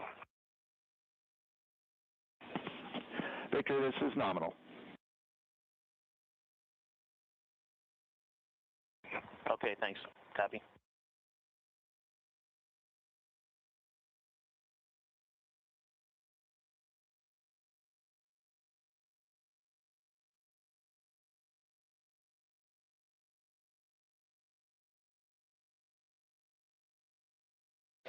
Now 7 p.m. Central Time at a mission elapsed time of 1 hour 25 minutes. An update for viewers. We are continuing to cover the Artemis II mission and see live views from the solar array wings. The press conference scheduled for 7 p.m. The current start time for that press conference is 7:05 p.m. Central Time, 8:05 p.m. Eastern Time. During the conference, we are expected to execute the Apogee raise burn. We're a little more than 20 minutes from the time of ignition of that burn. We do know that the time of ignition has been updated from the pad. This is the predicted time of ignition and trajectory that was uploaded to the crew prior to liftoff. The current time of ignition is 1 hour 46 minutes and 9 seconds of mission elapsed time.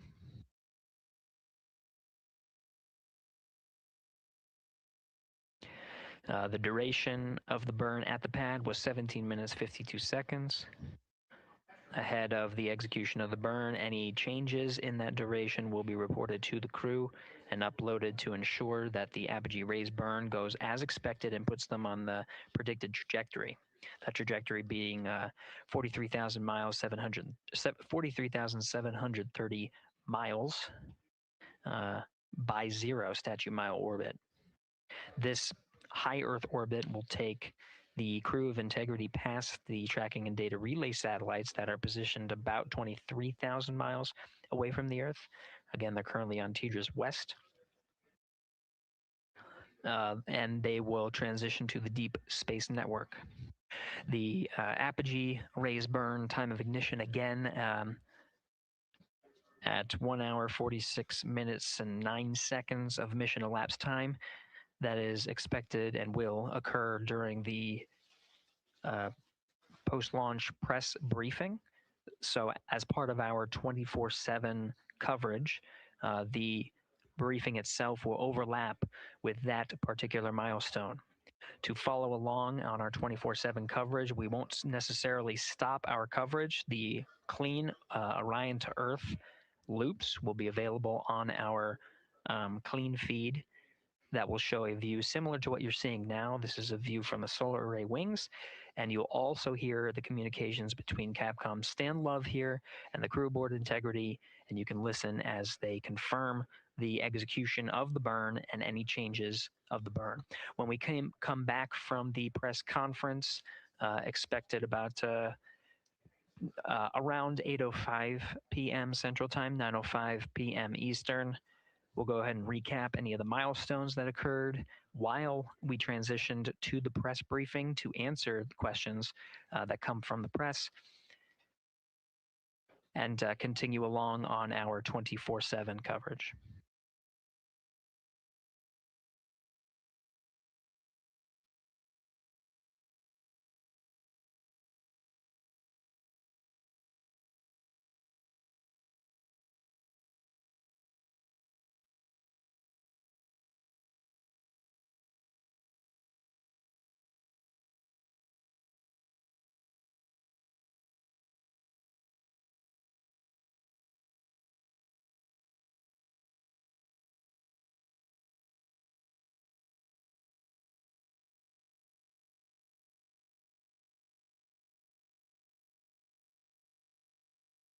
Houston Integrity for CFC install.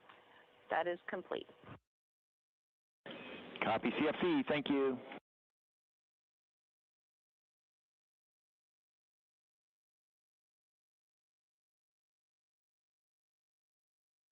Okay, in Houston, just want to let you know, since we're running a touch behind timeline, we have not yet started suit doff for any of the 4 crew members. We'll get to it in a bit. Copy, thank you.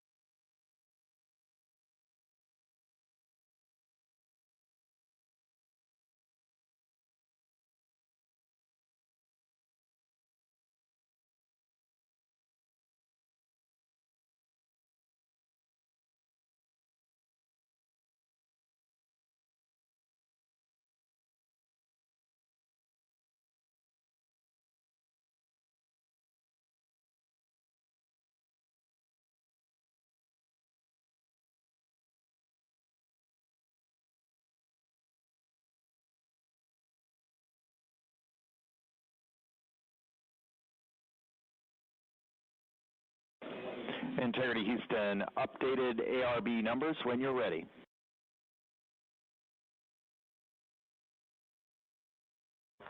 Stan, we are ready. And sorry, false alarm. Still integrating on the ground. We'll be back with you shortly.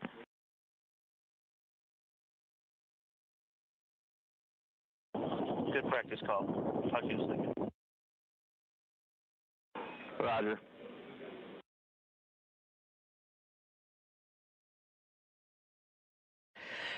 This is Mission Control Houston. For those still with us, the press briefing that was scheduled to begin at 7:05 will begin shortly. They're just getting set up, and just stay tuned until we are able to transition to beginning. Activity on Jeremy's timeline is complete.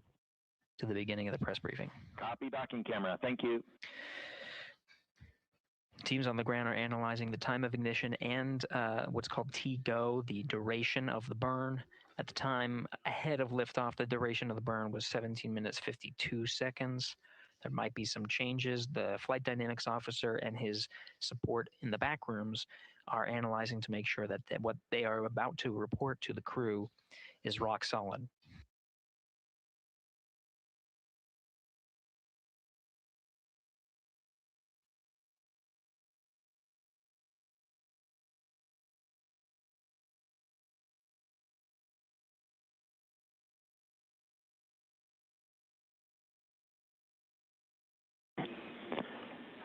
Integrity Houston with new ARB numbers for real this time.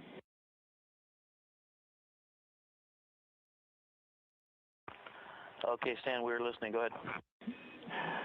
ARB TIG, 1 hour, 46 minutes, 07 seconds. TGO is 18 minutes, 06 seconds.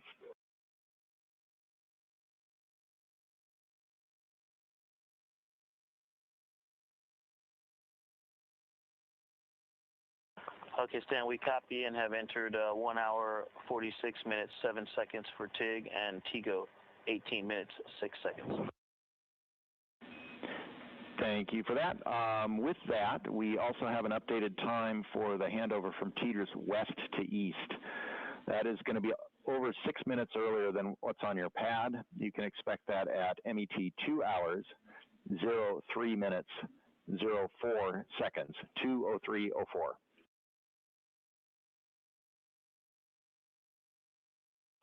2, 3, 4.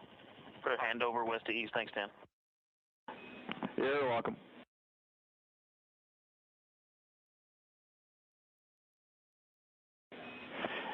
And integrity, 2 minutes to maneuver. PFE is reading 3, which is nominal. Copy PFE.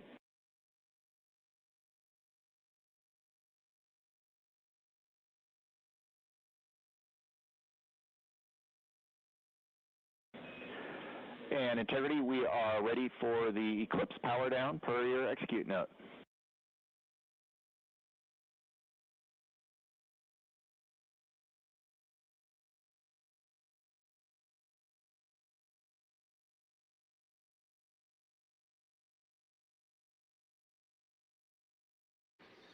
All right, as we've continued to follow along on the mission and here in Mission Control Houston and on the Orion to Earth loops, we'll take you over to the beginning of the press briefing, the post-launch press briefing over at the Kennedy Space Center.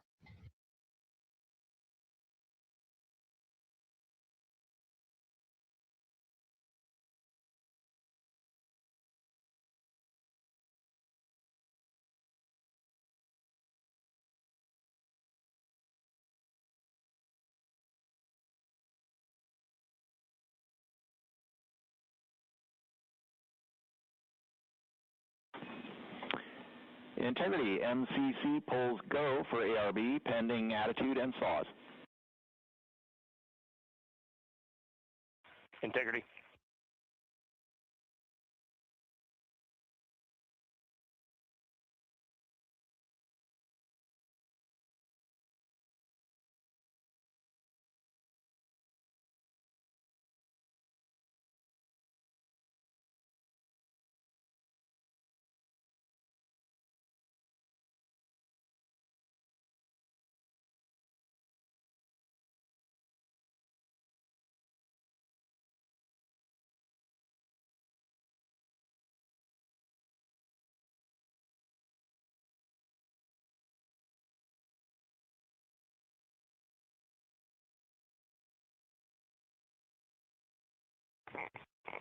Houston, integrity for power down. Go ahead.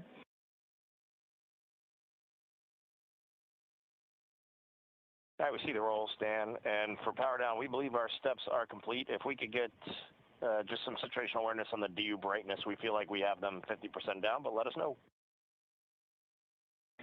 Checking.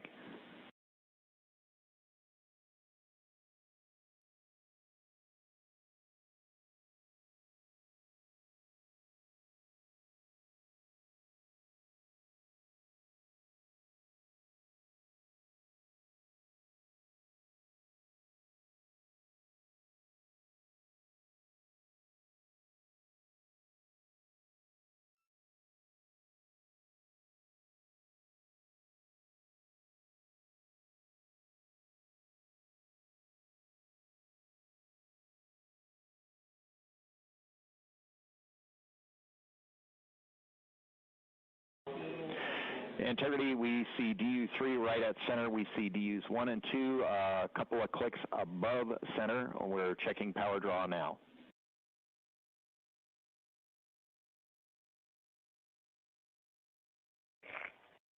Copy that, Stan. And obviously, when we go into eclipse, we can bring them down a bit further. Roger.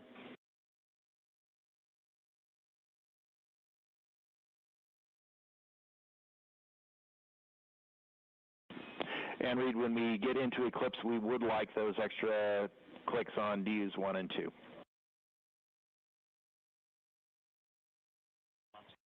Yeah, you got it. We did bring 1 and 2 down a touch, but we'll bring them down as far as we can when we get into eclipse. That's perfect. Thank you.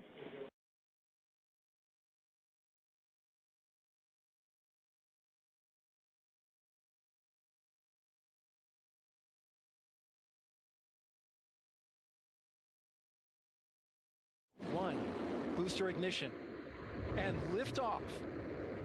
The crew of Artemis II now bound for the moon. Humanity's next great voyage begins. Good roll pitch. Roger, roll pitch. Houston now controlling the flight of Integrity on the Artemis II mission around the moon. Integrity, AMT high. AMT high. On time, passing 30 seconds into the flights. Integrity passes the alternate BEAGLE. Target milestone. Mission Control Houston seeing good performance on the 4 main engines. Space Launch System core stage. Integrity, 3 miles in altitude. Traveling more than 1,200 miles per hour. Good evening and welcome to NASA's Artemis II post-launch news conference. I'm Bethany Stevens, Senior Advisor and Press Secretary, and I will be your moderator today.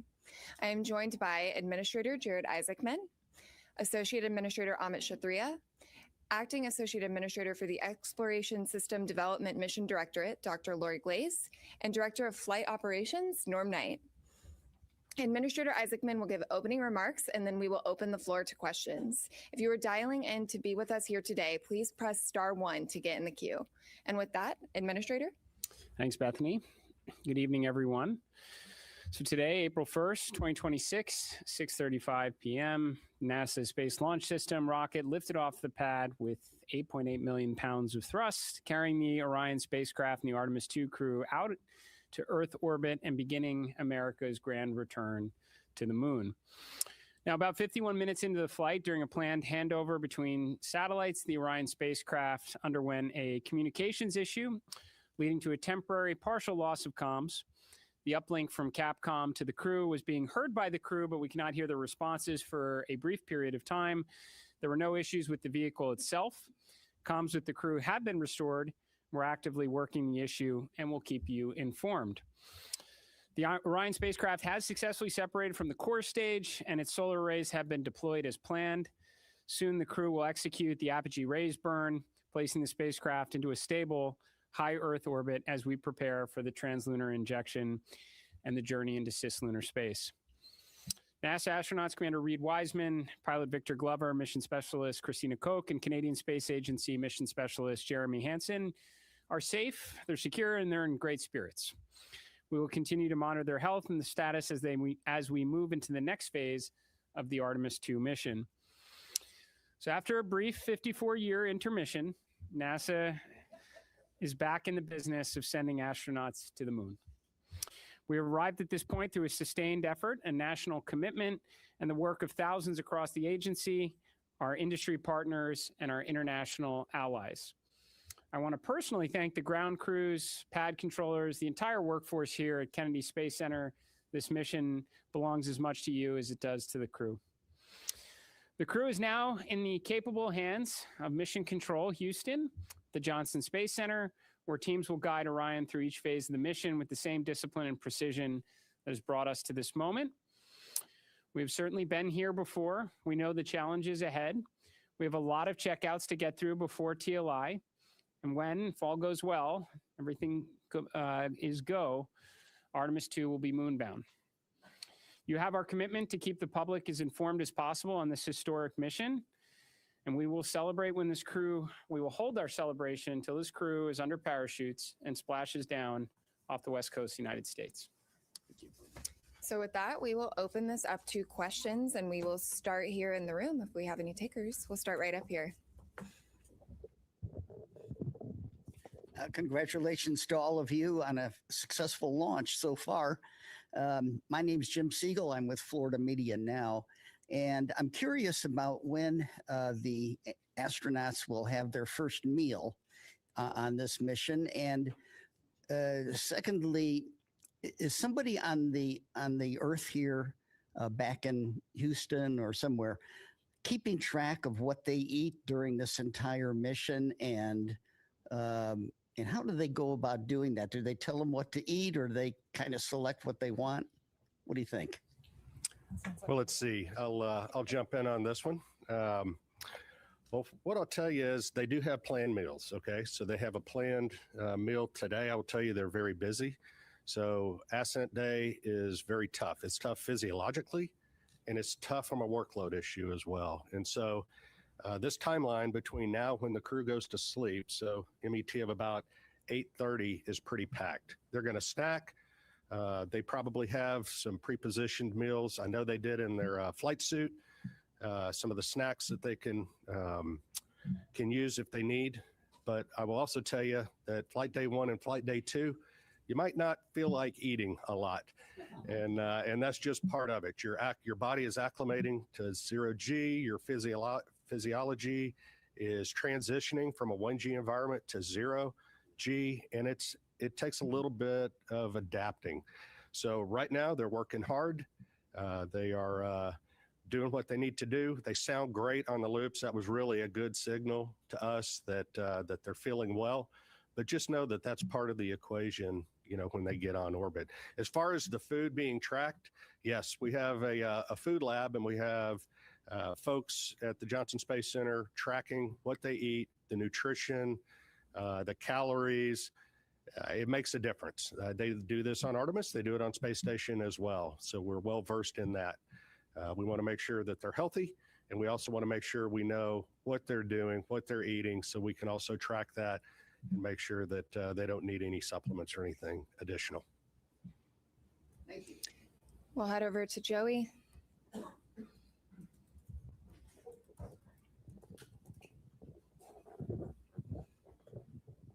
Thanks, guys, and congrats on a clean launch so far. Jared, or whoever wants to answer, how were you able to resolve the communications issue, and do you have any guesses as to what might have caused that? And was there any part of the mission so far that appeared off nominal, or is everything looking good? Just curious to hear how things are going on that. Thanks. Well, on the comms issue, and I don't know, there may be someone here that has a little more detail than I do of having to run around quite a bit, but I think they're still looking into trying to really understand exactly what was going on there. But it's restored, which is important. I think it was during handover. Yeah, Tedra's West. Between sometimes that's squirrely ground configuration. You gotta get that right. So hopefully that's what it is. But we'll chase it down. But they were able to recover. They had intermittent forward and return links, so the burns that they needed on board it was never an issue. It was unusual for it to be dropped out for a couple minutes. So that's what we're telling you. We had a controller issue with the toilet when they spun it up, so we got to work through that. That's going to take maybe a few hours to troubleshoot. So there was also a water tank valve. There's 4 water tanks in Orion. There's a crossover valve that connects the 2 gangs of tanks. It's supposed to be open to ensure maximum flow. It was closed during Ascent. You know, when you shake the thing, things like that happen. So they're going to reset the valve. And then they had a recurrence of on Artemis 1, we had a latching current limiter failure on a piece of electronics, a transient failure when it gets exposed to radiation. They took 1 hit of those. We took about 24, 25 of those during Artemis 1. Again, normal, the onboard fault detection cleans that up, but we're just getting started, Joey. Right, this flight test and a lot of what we're doing here is exactly this, trying to test out all of the things that require the crew interaction, right? And so we anticipate to have a lot of these. Well, that's what we're here for, work through them. Sawyer. Apogee rays burn. We're go. So they're going to stay in space. Sawyer. Thank you, Sawyer Rosenstein, NSF. I noticed that the slide wire baskets happened to deploy during launch. Was that something that was expected? And can you give any initial reports, at least what you've seen from the cameras, of how the mobile launcher is doing, given the hope to be able to quickly turn it around? Yeah, Do you have something on the baskets? I can talk about the turnaround. The baskets they're supposed to get out of the way. That's part of the plan. So otherwise they take plume loads and we don't like that. So I can tell you on the mobile launcher, our team has already been looking at a lot of the imagery that we have that was taken both during and after and assessing that, trying to get the condition. We've got teams, I believe, going out there. They might already be out on their way to take a real look. Some of the good things that we've seen relative to Artemis 1, one of the issues we had was that the water that was supposed to be spraying down the launch pad, so that there were some issues there that didn't happen. We saw a lot of corrosion. The water was working, so things were getting washed down. We're still also going to remove some of the parts so that we can do some of that cleaning to make sure we don't have those corrosion issues. We haven't seen evidence of things like after Artemis 1, like the elevator doors were blown off. We haven't seen that. So we're optimistic, but we got to get out to the pad. We got to look. We did a lot of changes after Artemis 1, trying to harden the systems so that we can turn it around faster. We do anticipate there will be some items that'll need to be replaced. It's a pretty violent environment. But we're hopeful that that's minimized, and as soon as we have more information on that, we'll definitely let you guys know where we stand and how quickly we think we can get it turned around. Thanks. Lauren.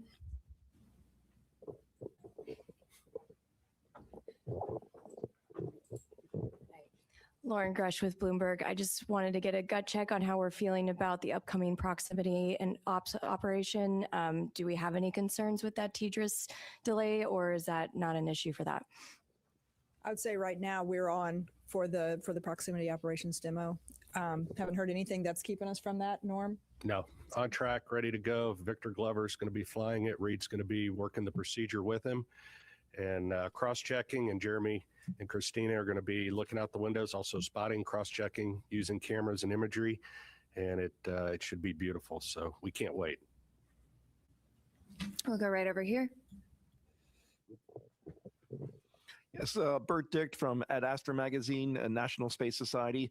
Just wondering if the astronauts reported what the ride was like to orbit. I know with the space shuttle, it was a pretty rough ride until there was SRB SEP.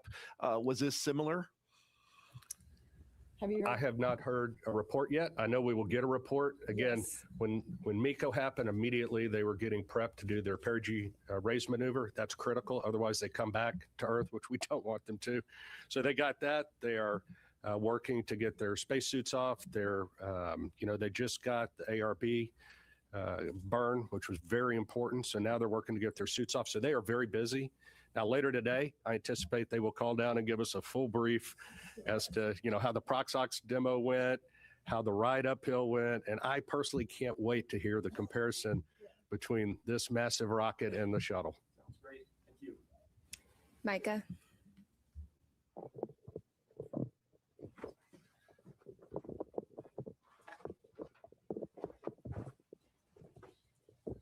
Thanks, Bethany. Micah Maidenberg, Wall Street Journal. Maybe for the administrator, I'd like to ask you, I know we're early on here, how you're thinking about success for this mission, defining success, a lot of tests ahead. And just what happens if you don't kind of meet that standard as the flight unfolds? Thanks so much. Well, I mean, to me, success is undershoots and in the water safely after a 10-day mission duration. So no early off ramps there. I think we're, right now we're already getting good ECLIS data. We've never flown Orion with crew on board, so that's pretty important. I mean, understanding the Orion spacecraft is, is paramount in this one to progress on to integrated operations of Orion with a lander. Every day we're getting data. It says, it was mentioned from the get-go, this is a test mission for sure. No crew have ever ridden this before. We'll keep gathering data over the next 10 days. We'll share updates, but we'll call it success when they're in the water safely, and we'll start working on the next mission. Jackie. Hi, right here. Sorry if I missed it. I just wanted to check in on the status of the Perigee and Apogee burns. Are those both finished at this point? And then I also wanted to check the best way to explain to the audience why we're doing that Apogee raise maneuver and why we go into that high Earth orbit. Thanks so much. I mean, I can certainly say we completed the Perigee raise maneuver. That was done pretty quickly, as you heard, and the Apogee raise burn should have already happened. That should have been happening while we sat here. They were getting ready as we were walking in. And then if you want to talk maybe about the rest. So we go into a high Earth orbit. Roughly, the Perigee is about 1,000 nautical miles, rough give or take, of the Earth, 25,000. So it's pretty elliptical. That's getting us, everything we do is getting us set up for the translunar injection burn. And so it's getting these burns, it's all converging down to what we call TLI. So we got to get the ECLIS system checked out. We got to make sure we have a redundancy. We got to make sure these burns go off where they should go off and get Orion and the SM configured exactly where it needs to be. So when it comes around and it's time for the translunar injection burn, off we go. And that takes us really, that puts us outbound to the moon. That's a real big commit point. And so you'll be hearing more about that tomorrow. You might mention it not only sends us outbound to the moon, but it also sets us up for the gravity assist that brings us back. So we are set all the way. Yes. Once we make that burn. Go right back here.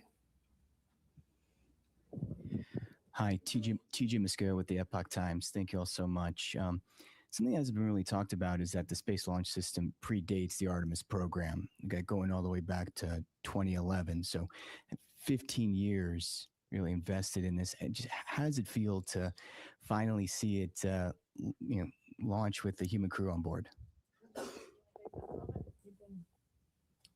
Yeah, I mean, right now, like I said, we're focused on the next 10 days. But I mean, I'll tell you, I'm incredibly proud of the folks that worked on this machine for as long as they did. And one thing we didn't talk about earlier was, one of the big objectives is getting the organization and getting our qualification standards and getting our certification rigor up to the standard for crewed flight. That's a big, even though the mission is a complicated mission, moving the entire organization to a mindset of thinking about risk in the right way to fly crew is a big deal. And making sure that the way we've gotten the machine configured to fly crew with the resilience and the reliability we care about is also a big deal. So it takes time. I mean, we got a lot in front of us, but I mean, it's for the guys that were out there, there's a big celebration in launch control for the rocket guys. The rocket guys can go out and play now, but the spacecraft guys got a lot of homework. So they're going to go work on that. But yeah, for them, I can see it on their faces. Jeff.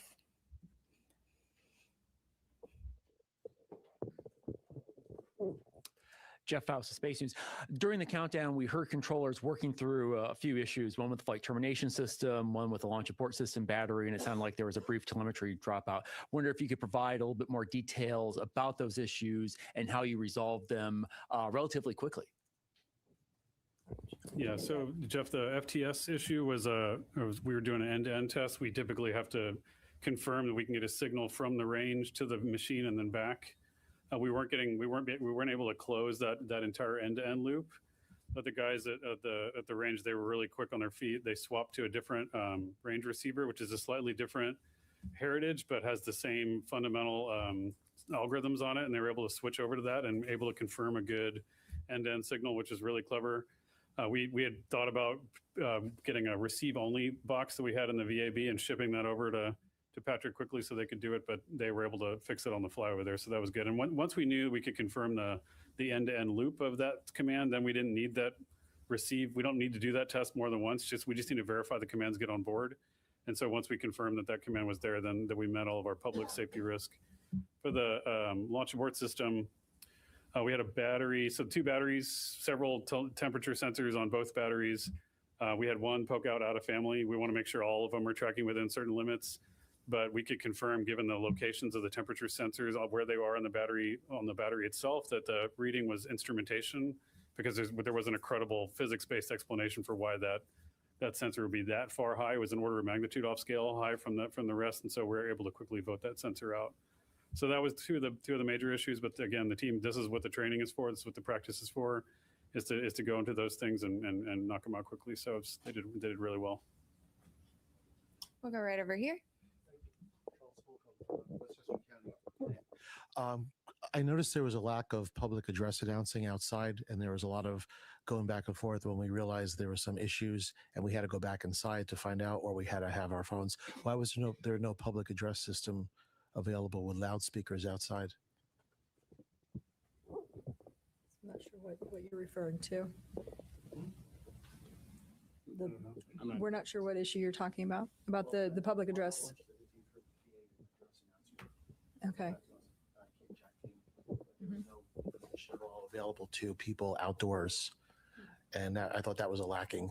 Which We'll take a look into that. We'll definitely look into that. I wasn't aware that happened. So thank you for that information. That's new, and we'll definitely look into it. We'll go right back here.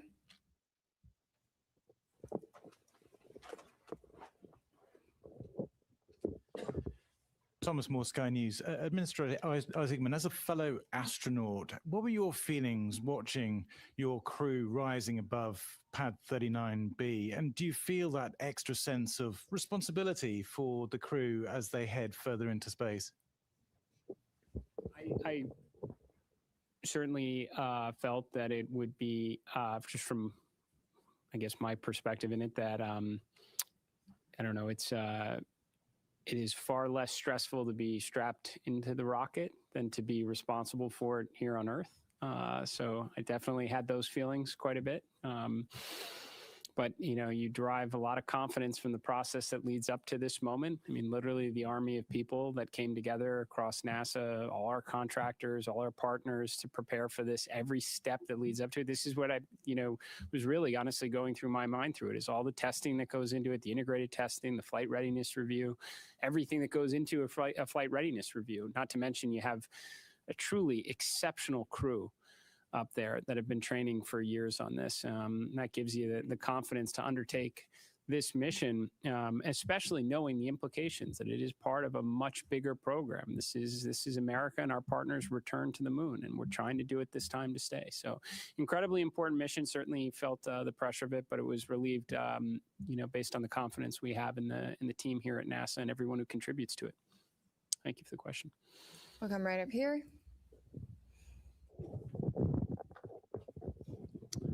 Frederic Castel with France 24. First, of course, congratulations to NASA for the grand return to the moon. Mr. Administrator, I have this question that they ask me constantly in Europe and in the States. In the 60s, NASA was using just the slide rule to go to the moon, and they could launch almost every 3 months.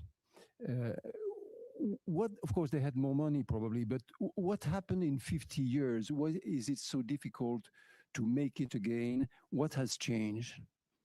Thank you. Well, for sure, we knew. Look, it's a very fair question. I know a lot of people ask it, not just in your country, but here in the United States. Certainly, financial resources are part of the equation. NASA's budget, if I recall, was somewhere between 4 and 4.5% of the discretionary budget during the space race. About a quarter percentage of that today. And I mean, to be very honest with you, I think competition is a factor in this as well.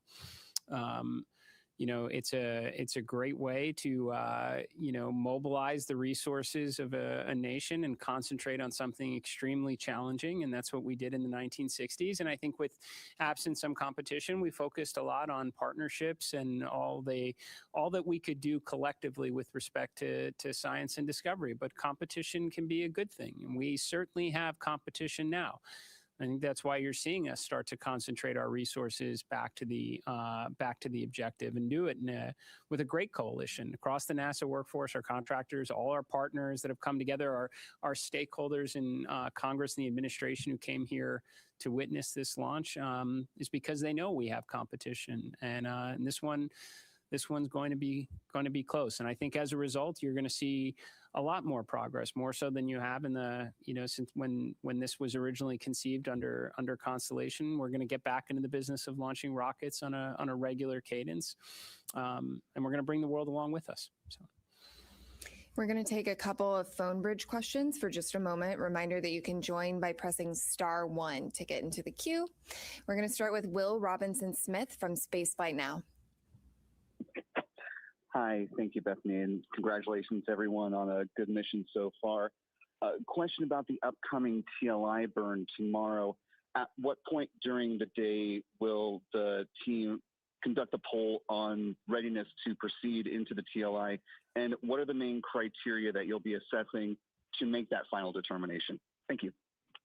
Okay, well, the TLI burn actually happens about the time that launch happens. So it's one day into the mission. So tomorrow, Eastern time, would be about 6:35-ish. Obviously, those burn times can change, so check that before tomorrow. But what are the teams looking for before TLI? We're looking to make sure that the life support systems work, that the vehicle's healthy, the life support systems have been checked out, they're ready to go. We assure that those are functional, because once we commit to TLI, they have to function. And so we want to make sure. So that's why we spend a day checking out the systems. Ascent is, you shake, rattle, and roll a little bit, the vehicle. You saw that today. And you can imagine what that does to the systems. The systems, though, are performing very well. We anticipate that they continue to, but we want to get some track record on them before we do that. We also want to make sure we have redundancy in the system for comm, for environmental life support, propulsion, those type things before we embark on that TLI mission. So that's what the mission control team in Houston will be doing tomorrow. Jeff Radigan and his team, as the lead flight director, will be well into that. The teams are well versed on it. They have trained for it. They work very closely in conjunction with the engineering team, the mission evaluation room in Houston, where the engineers that have the intricate knowledge of Orion come together with the operations team, and together they work with the crew to make sure that the vehicle, is doing what we want to and accomplishing the mission objectives that we need to. But it always comes down to crew safety, vehicle safety, and mission objectives in that order. I might also mention, as those teams are checking out all of those systems, there will also be a meeting of the mission management team that's led by John Honeycutt, whom I think many of you have seen before, and they'll be meeting tomorrow afternoon to hear all of the results from what's happened over the last day, in preparation to make the decision on whether or not we proceed with the TLI burn. We will next go right back here to Manuel. Thank you so much. Manuel Masante with Exploración Espacial. I understand that the CubeSats are going to be deployed like 5 hours into the flight. Is there any chance we're going to see live images of the deployment?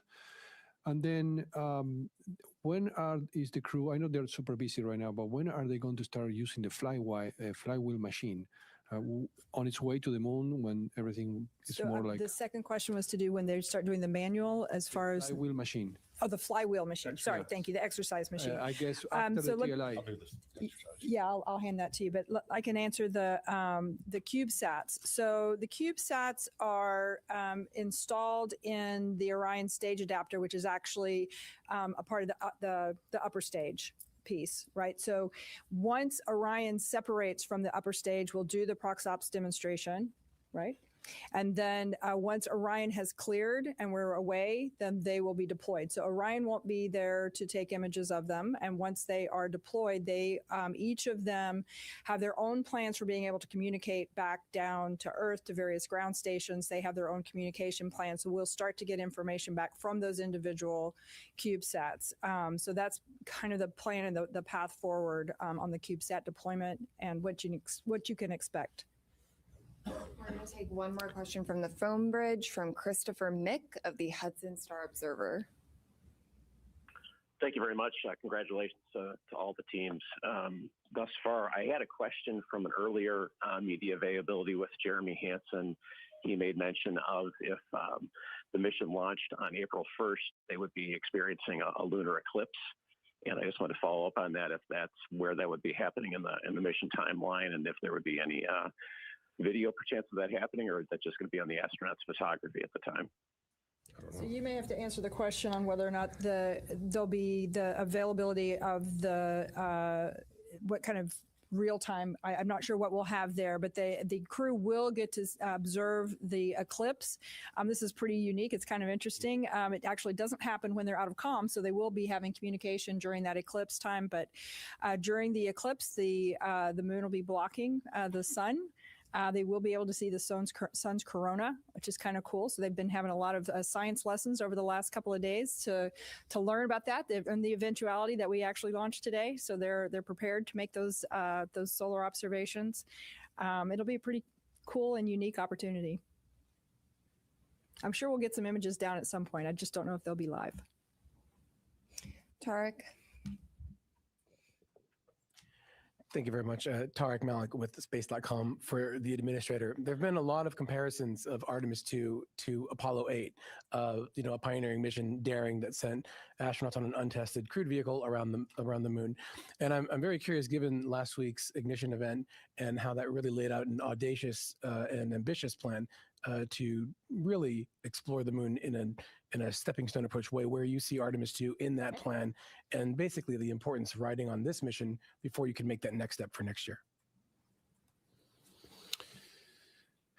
So, I mean, no matter, I guess, how you slice it, it's the opening act for sure. I think there are areas where we're clearly combining, Apollo 7, Apollo 8 into a single mission. Which we should be able to do. There has been, to your question earlier, there's been substantial progress, over the last half century. We have tools. We've certainly been there before. So I would expect us to be able to get some, mission efficiencies through. But I would say that what we learn from this, for sure, will inform how we think about Artemis 3. Now, there's certainly big picture objectives in that. We'd like to get the lander together. We'd like to test that out in Earth orbit before we go to the moon with it. But if there are things that we don't see, maybe it is comm-related issues, then we're going to try and fix those. And then we're going to want to validate that on the next mission as well. So, and that should be the idea, right, as we progress forward. I suspect when Artemis 3 comes around, we're going to learn a lot about the integrated operations that we'll want to validate and ensure is rolled into the subsequent missions. But yes, this should be a philosophy that we take across all of the grand efforts that we are pursuing right now, to not necessarily jump to the ultimate desired state, but to build up to it. I'm going to jump right up here.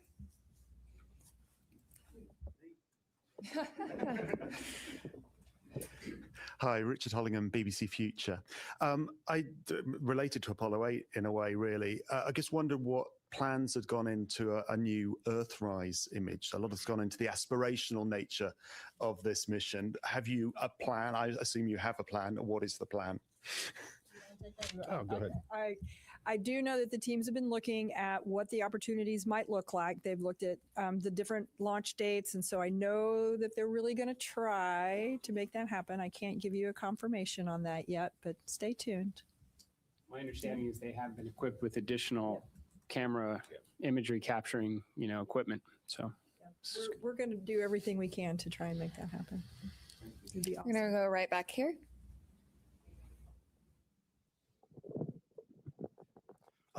Thank you. I'm from a Japanese news agency, Kyodo News. My question is to the administrator. The United States and China are competing over moon development. What significance does today's launch have for the US and NASA? Thank you. Well, it's certainly an incredibly important step. I mean, this is the first crewed mission into this environment in more than a half century on a rocket that has never flown human beings before, along with a spacecraft. So it's incredibly important because we're going to learn an awful lot from this to inform subsequent missions. So yes, this is the beginning. I can tell you, having had an opportunity to speak with the Artemis II crew after the State of the Union address, we talked a lot about what we wound up sharing with the world at the ignition event about adding additional missions, accelerating production, building out a moon base. I think it was very energizing for the crew because they knew that they were, this is a risky mission for sure. Any type of new test flight mission going in this environment is going to be challenging, and they knew it was building up to something bigger. And I think that it was very helpful for them in that regard. So, and certainly it was very helpful for me to hear their feedback as well. I would suspect a point or two wound up in the ignition event from them. So. I'm going to go back here to the white shirt. Thanks, Denise Chow with NBC News. I think for Lori or Norm, I'm curious what you anticipate could be some of the biggest challenges over the next few days, whether that's from a spacecraft or system standpoint or crew workload. I'll jump in. Flight day one from a crew workload is pretty tough. Between now and TLI, we're working the crew really hard. In fact, when they go to sleep tonight, they're woken up in the middle of their sleep to do the Perigee raise burn, and so their sleep's disrupted. They're hitting on all cylinders. They may not be feeling well. On top of that, so we know that flight day one and flight day two up to TLI is really good. We know it drops off then, and so going into this, we trained for that. We did simulations for this. We put the crew in exactly that state. Now, they weren't on orbit. They probably were feeling great, but we got a good gauge. Hey, are we working them too hard? And the mission control team is great because they're watching the crew constantly. They're watching their performance. And we also have a crew that's very good at saying, hey, enough's enough. And so together, we will make certain that we're doing everything in the best interest of meeting the mission objectives, making sure that we're not working the crew so hard that, they make mistakes or something of that nature. And again, we work as a collective team going forward. So this is our best opportunity, and they may add more stuff to the timeline before it's all done, and they may take some stuff out if we need to, but we adjust all the time on those things. So that's leading up to TLI. That's probably one of the bigger challenges, making sure we get those done. Let me go right up here. Hi, Robert Perlman with collectspace.com. For the administrator, you mentioned the 53-year hiatus, and in that time, now most of the world's population wasn't alive for Apollo, like I think you and me. And I wonder if you have a sense of if even this early in the mission that this has captured the imagination of those people that have never seen anyone go to the moon before on a world level, on a national level, and how important is it to NASA to capture that support from the public? Yeah, I've said it many times. I absolutely, I think it's foundational for what we do here at NASA to inspire. It should be a component of every one of our missions. I've talked about, I think after Artemis II, you're going to have more kids that are going to dress up as astronauts for Halloween. We want to inspire and create interest in the next generation to grow up and contribute to this endeavor. Now, how have we done so far in captivating the world's interest in America's return to the moon? I don't know. You have to tell me. We've been rather busy the last couple hours. I would say, and I felt this way going into it, that when we got down to T0, a lot of people would be paying attention. I suspect when some of the imagery starts to maybe come back from the moon, that's gonna further bring people into this story, right? And then we bring them home safely, and we start preparing for, again, the next chapter in the story. So. Yeah, I think inspiration is extremely important. I think people, despite, some of the commentary up to now, how many people really know we're going around the moon? I'm willing to bet right now a lot of people do. And I think we'll only draw in their interest further as the mission proceeds. I'm going to go right here.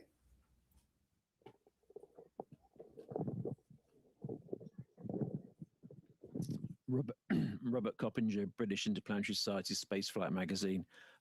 Commander Wiseman said during the crew news conference in September last year that when they get off the planet, they may only spend 3 or 4 days going around the Earth. What sequence of events would need to happen for that to occur? I was quite surprised to hear him be so specific about such a scenario. I know you all talk about it being a test flight.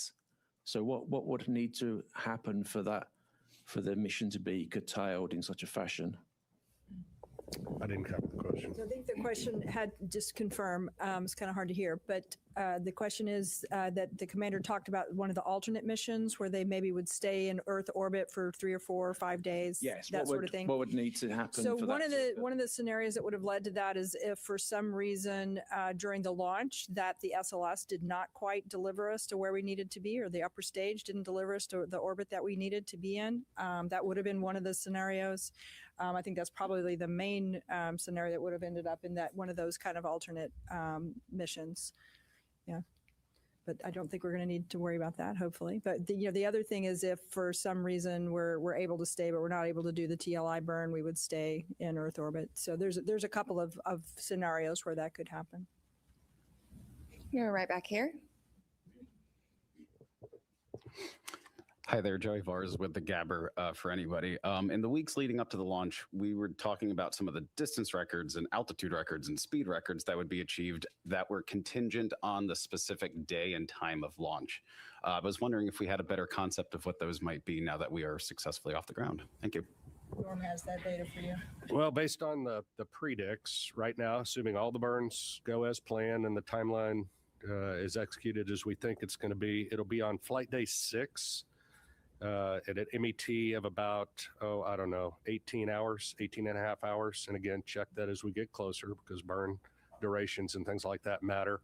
But that's where we will exceed or beat the Apollo distance record, or at least that's where we believe that's going to happen. So that'll be an exciting day, and we'll stand by to see what transpires. You're right here. Hi, I'm Hanju Yang from Kookmin Daily in South Korea. And first of all, congratulations on today's successful launch. And my question is for administration layer. And this mission also carried a Korean satellite on board. From your perspective, why does a crewed lunar mission like Artemis II matter not just for United States, but for the global community? I think we say often that when we undertake these type of endeavors, we never go alone. We go with our international partners. We have a Canadian Space Agency astronaut that's on board this mission. We are carrying a lot of CubeSats from our Artemis Accords partners, and we are going to continue to do this going forward. JAXA is contributing a pressurized rover, a major contribution to our efforts of having an enduring presence on the lunar surface itself. The Italian Space Agency, just a few days ago, we signed a memorandum of understanding for a habitation module on the surface of the moon, a component of the moon base. And to be honest, it was also a key component to the ignition event from last week. Half of the Artemis Accord partners were present. We spent a good portion of the second day talking together, recognizing that some of our partners can make contributions like a pressurized rover or a habitation module, and many others are going to work with their academic institutions and universities for science instruments that could wind up on the phase 1 component to the moon base itself. So, or interesting tech demonstrations. This is something that NASA is extremely proud of, and will continue to do so as we as we continue to press forward under this program. So we're going to do last question here. I'm going to go over to you in the back. It's Paul Brinkman, Aerospace America. Can you just talk a little bit about the propellant loading this morning? Was it flawless? Were there any leaks detected? Was it a repeat of the wet dress rehearsal? Did you learn anything? Yeah, go ahead. I think it went extremely well. What I heard this morning, and Amit may have an update from later, but some of the leaks that we'd seen of the hydrogen, during the tanking for the hydrogen, we saw leaks below 1%, which was significantly lower. Again, the seals that we replaced seemed to perform extremely well. We did a pressure test kind of partway through, and the leak went up to about 1.4%. Still, well within the constraints, which 16% is the bound that we have. So I think it performed extremely well. We actually, I think, finished the tanking early, from what I understood. So I think it went extremely well. So again, the seals that we had replaced out at the pad after wet dress number 1, I think that was proved to be very successful. And with that, thank you all for coming out and covering humanity's return to the moon. Stay tuned for updates on NASA's social channels, including our continuous coverage on YouTube and NASA Plus. Go Artemis. Thank you.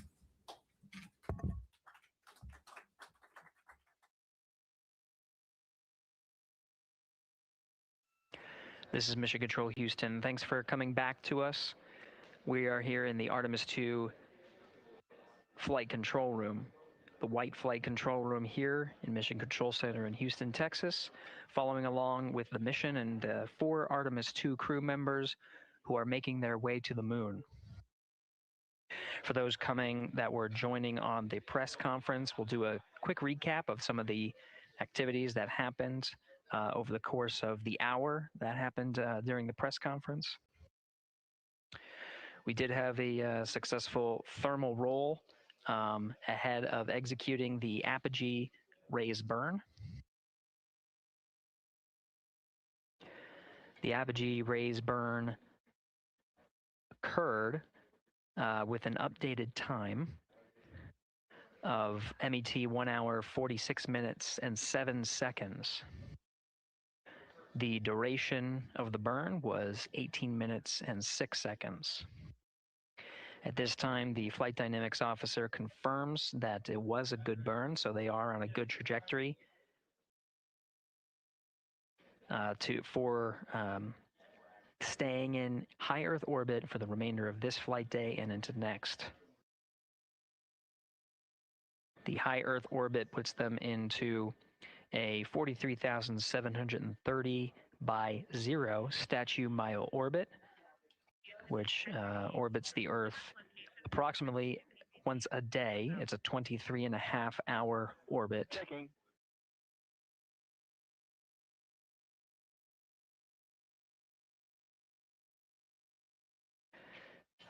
At this point, the crew is working through a number of steps to prepare for their first day in orbit, their first night. They have a number of activities coming up, including the proximity operations demonstration, where Integrity will separate from the second stage.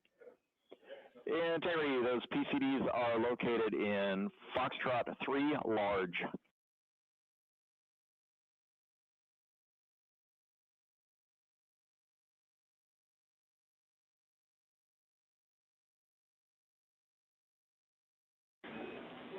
Integrity, good. String 1, helium clearing.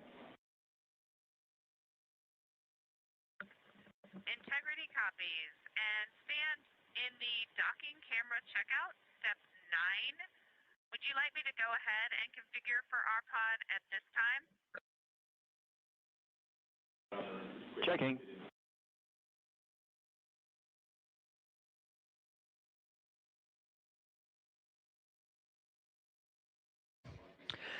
Continuing the recap, starting with the current discussion where Integrity is now beginning a thermal roll.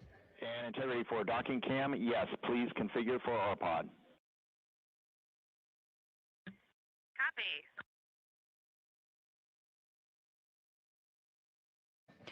Mission Specialist Christina Cook is setting up the docking camera ahead of the proximity operations demo for later today.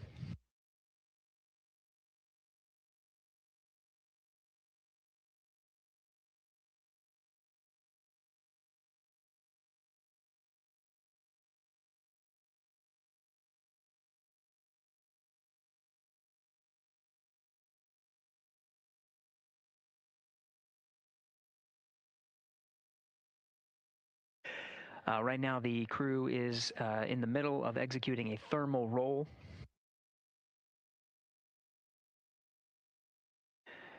This procedure allows for more even distribution of heating on the interim cryogenic propulsion stage, as well as the Integrity spacecraft.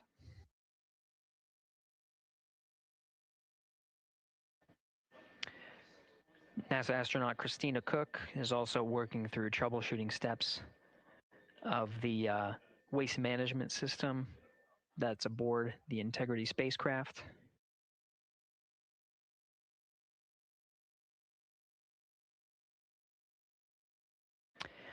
The toilet fan is reported to be jammed. Now the ground teams are coming up with instructions on how to get into the fan and clear that area to revive the toilet for the mission. In the meantime, they're getting their contingency, their backup waste management capabilities, specifically for urine. The fecal collection of the toilet, that specific capability can still be used with the waste management system aboard Orion.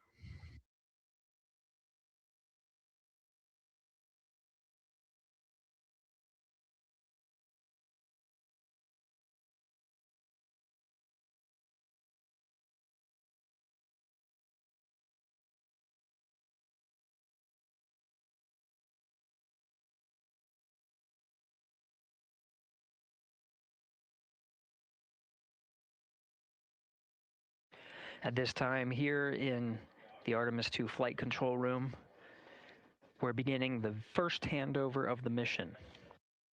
The Ascent teams, led by Flight Director Judd Freeling, are handing over to the Orbit 1 shift.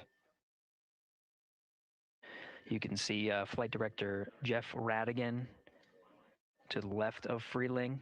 Right now, he is the one conducting the handover with his team, getting a read on all of the activities they have upcoming for the rest of the day.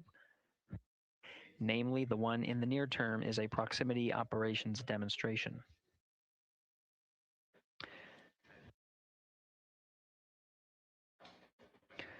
We are also anticipating a crossover of the tracking and data relay satellites. Integrity Houston for GNC. System is still performing nominally, but we are updating unfiltered and BFS with channel 1 again.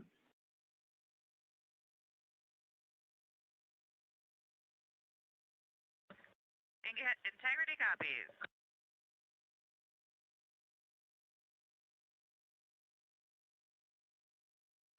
That call from Capcom Stan Love addressing the guidance, navigation, and control system navigation source, specifically channel 1.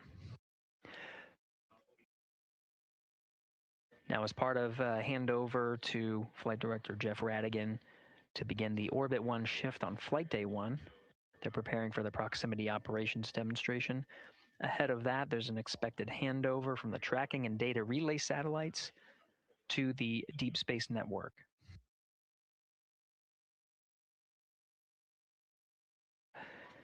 The successful execution of the Apogee raise burn puts the crew in the high Earth orbit, which will take Integrity and its crew far from Earth, with the Apogee being upwards of more than 43,000 miles. With the geosynchronous TDRS satellite network in a geosynchronous positioning around 23,000 miles, the crew of Integrity will pass the near-Earth network. With that, expected a little less than 24 minutes from now will be a transition from the TDRS to the Deep Space Network.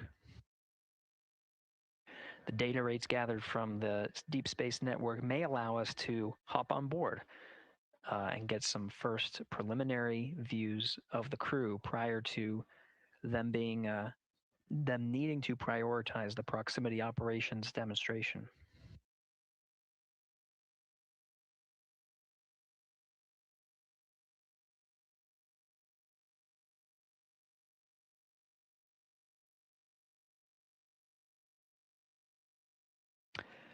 We'll take a pause here and listen for some Orion to Earth communications as the team goes through their handover procedures, so we can listen in on the next steps for the Orbit 1 team.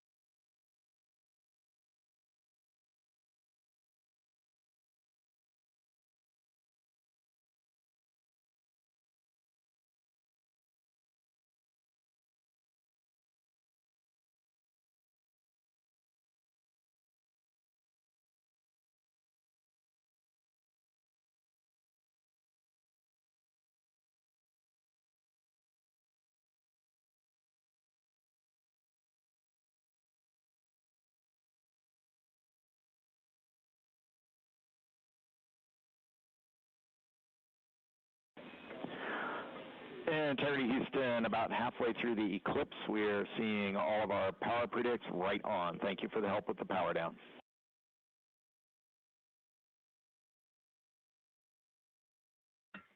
Integrity copies.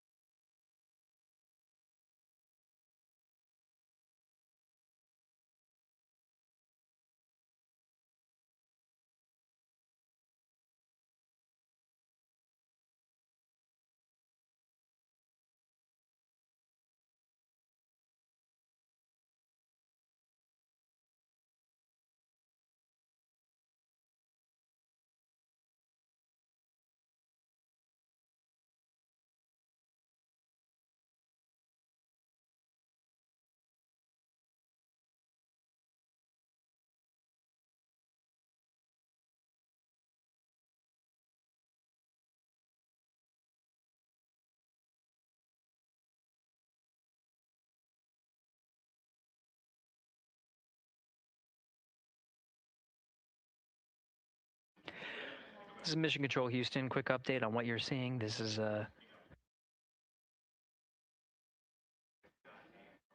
this display is brought up onto the front screen by the control officer here in Mission Control Houston. It's called the Ascent PFD and is available at the first phases of flight.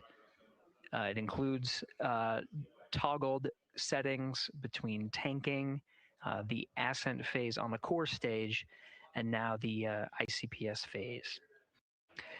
As you can note from the display here, we're in a post Apogee raise burn coast. Right now, the attitude for integrity is Integrity Houston, 1 minute to string 2 helium clearing. Also, your PCL Rev 1 HEO deorbit burn plan is on board. That's in slot 2. The name is HEO D/O Rev 1. Copy helium clearing, and we see the burn plan. Thanks. Outstanding.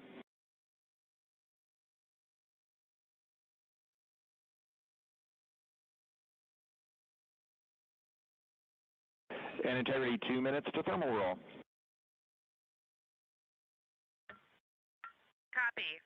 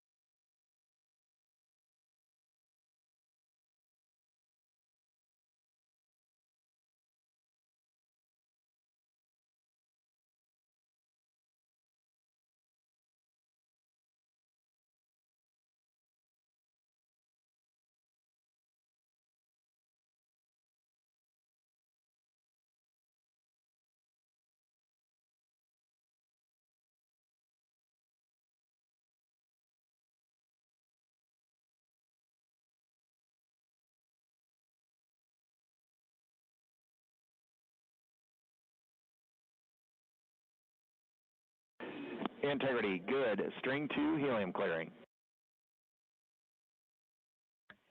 Integrity copies, and I've got some AGA readings for you, Stan, when you're ready. Jeremy, also thermal roll is complete. Jeremy, go ahead with your AGA numbers.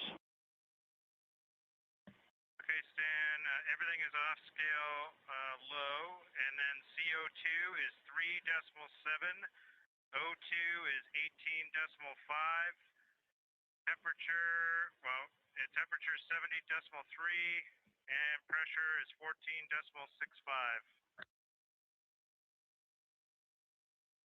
14.65. We copy all those numbers. Thank you.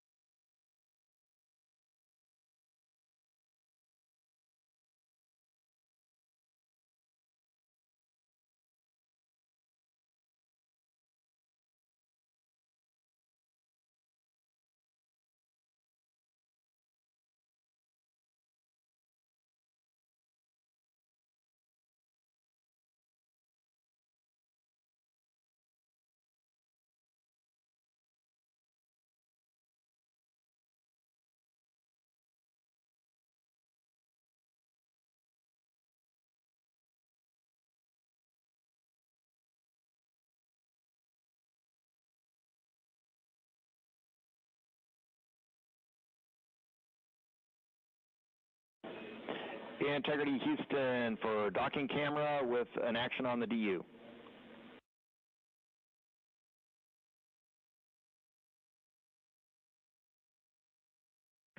Go. For the docking cam, we see exposure set to 1 instead of 3. We think that'll be too dark. You can set that back to 3 on rpod.doccam, HT L4. Copy. Thank you.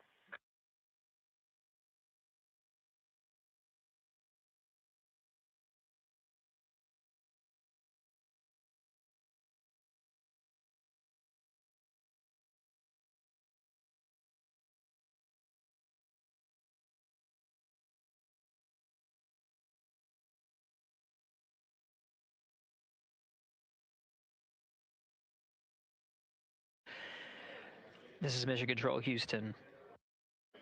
The Ascent and Orbit 1 teams have completed their handover.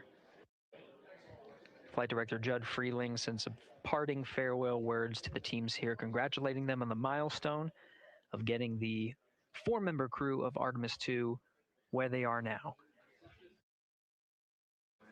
at a mission elapsed time of 2 hours and 45 minutes. Integrity, thermal roll complete.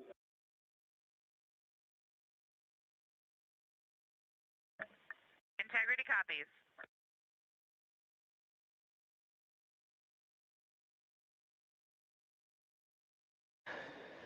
The Integrity crew working through their procedures.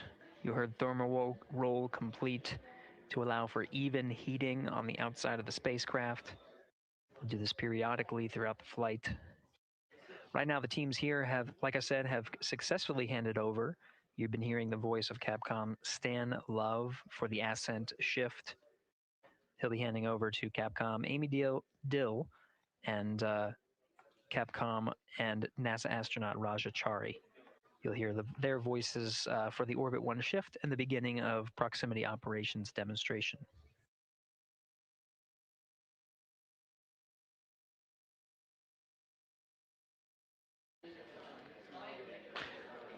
From here, Mission Control Houston, that will conclude the Ascent shift. We'll hand over here at the PAO console to your Orbit 1 commentator, Leah Cheshire Mustachio. She'll take you through the proximity operations and some of the activities that lead to the end of the cruise day and the beginning of their sleep period. That's it for the Ascent team. This is Mission Control Houston. Stand by as we allow a few minutes to reconfigure the PAO console and provide 24/7 commentary. Integrity Houston, com check on Peltor. Houston Integrity, com check on Peltor. Hello, Christina. You're coming in louder. How me? Amy, great to hear your voice. I have you the same. Good to hear that our Peltor is a little louder than the mic stub. We copy.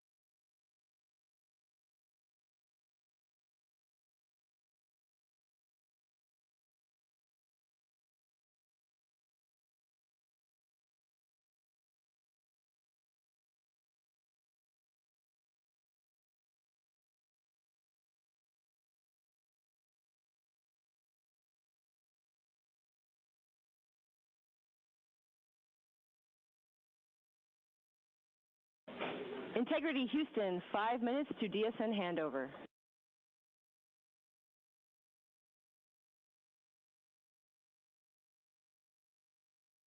Integrity.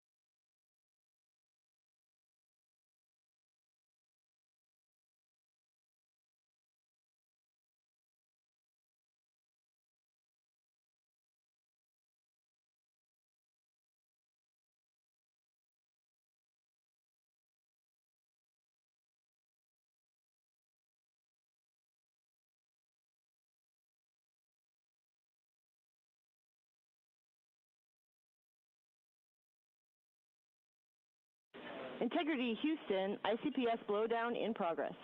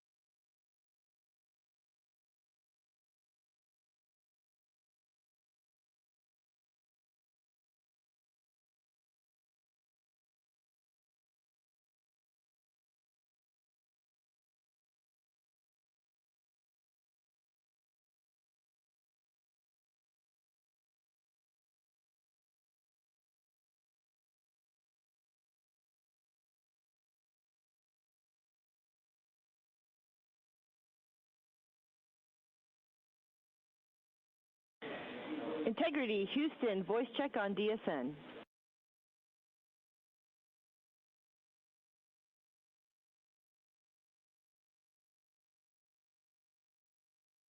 Houston, Integrity has you loud and clear on DSN. And we have you loud and clear as well, and while we were handing over, ICPS was in blowdown.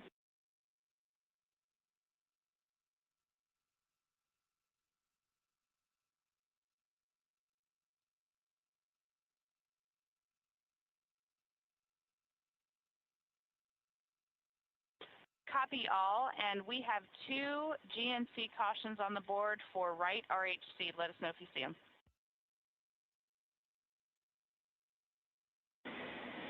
Copy, Christina. We're seeing the same. We think we might have a channel failure. We are taking a look.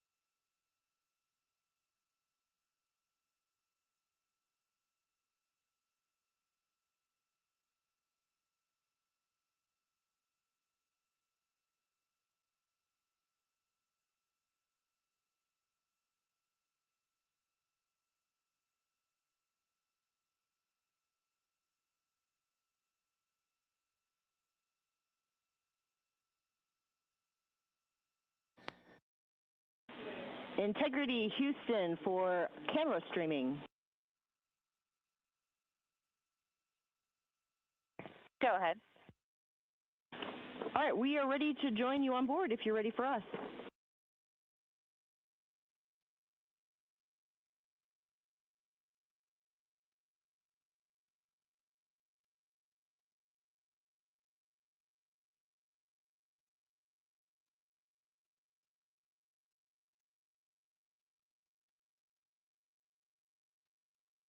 Houston, we are ready for you to come on board. Copy. We'll let you know when we join you.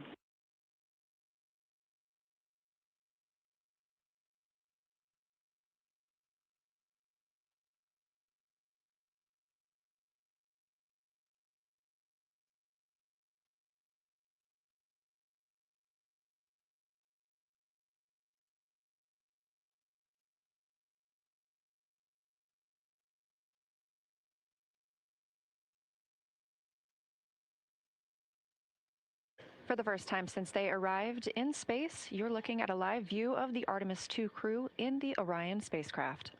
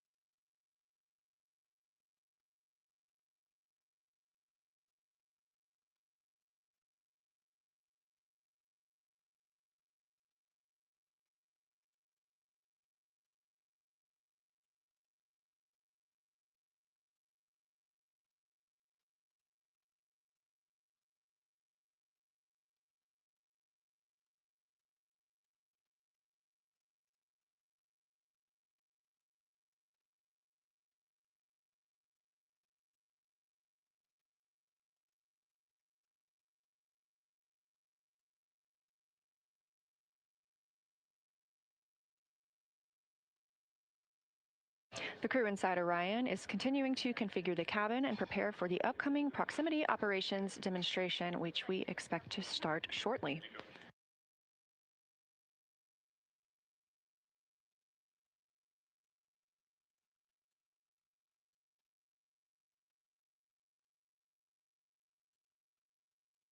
And as you can see, it's pretty dim in the cabin right now. The lights are dimmed as the vehicle is in an eclipse.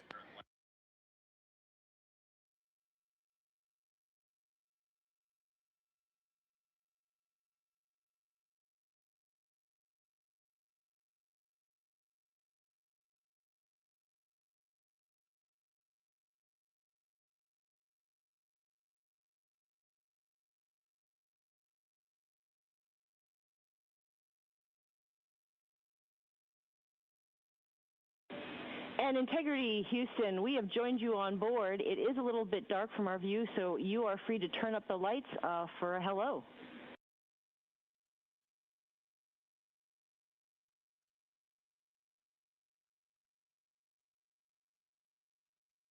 All right, Houston, I just want a quick comm check. Can you hear this transmission? Loud and clear, Reed. All right, Amy, welcome on board the Integrity Spacecraft. We got, right now, myself and Christina are in seats 1 and 2, getting ready for rendezvous and proxops demonstration. Victor's just finishing up getting out of suits and getting suit drying going, and Jeremy is hard at work in cabin configuration. It was an amazing ride uphill. The views, we've got 2 moon rises that we've had so far, and the views of planet Earth. We've circled it completely, and we forgot how beautiful it is to look down on Earth. Wonderful, Reed. It's spectacular to see you all, and so far so good with the day.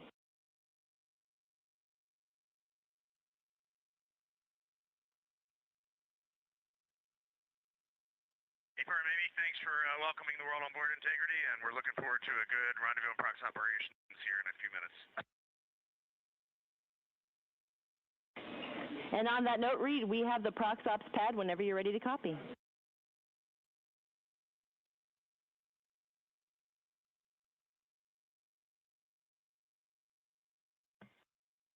If you can give us about 2 minutes, we'll be ready to copy. Standing by.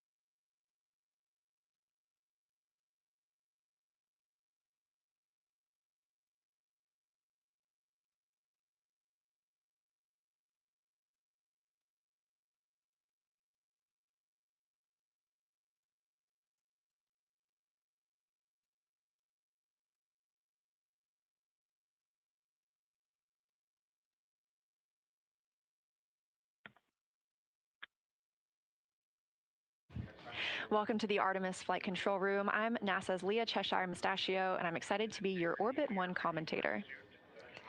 We're hearing some comms from the crew as they are preparing for their proximity operations demonstration.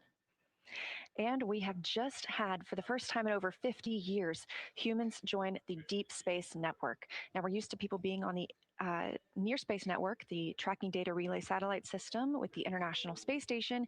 But again, first time in 50 years that we will have crew traveling far enough to be on that Deep Space Network. These are our first views of the... Integrity, we are ready for ProxOps pad. Integrity, all times MET. ICPS maneuver to SEP attitude. 3 hours, 18 minutes, 34 seconds. ICPS SEP. 3 hours, 22 minutes, 24 seconds. ICPS thermal turn. 4 hours, 03 minutes, 34 seconds. Depart no later than 4 hours, 30 minutes, 37 seconds. USS-2 TIG, 4 hours, 50 minutes, 07 seconds. Mandatory burn.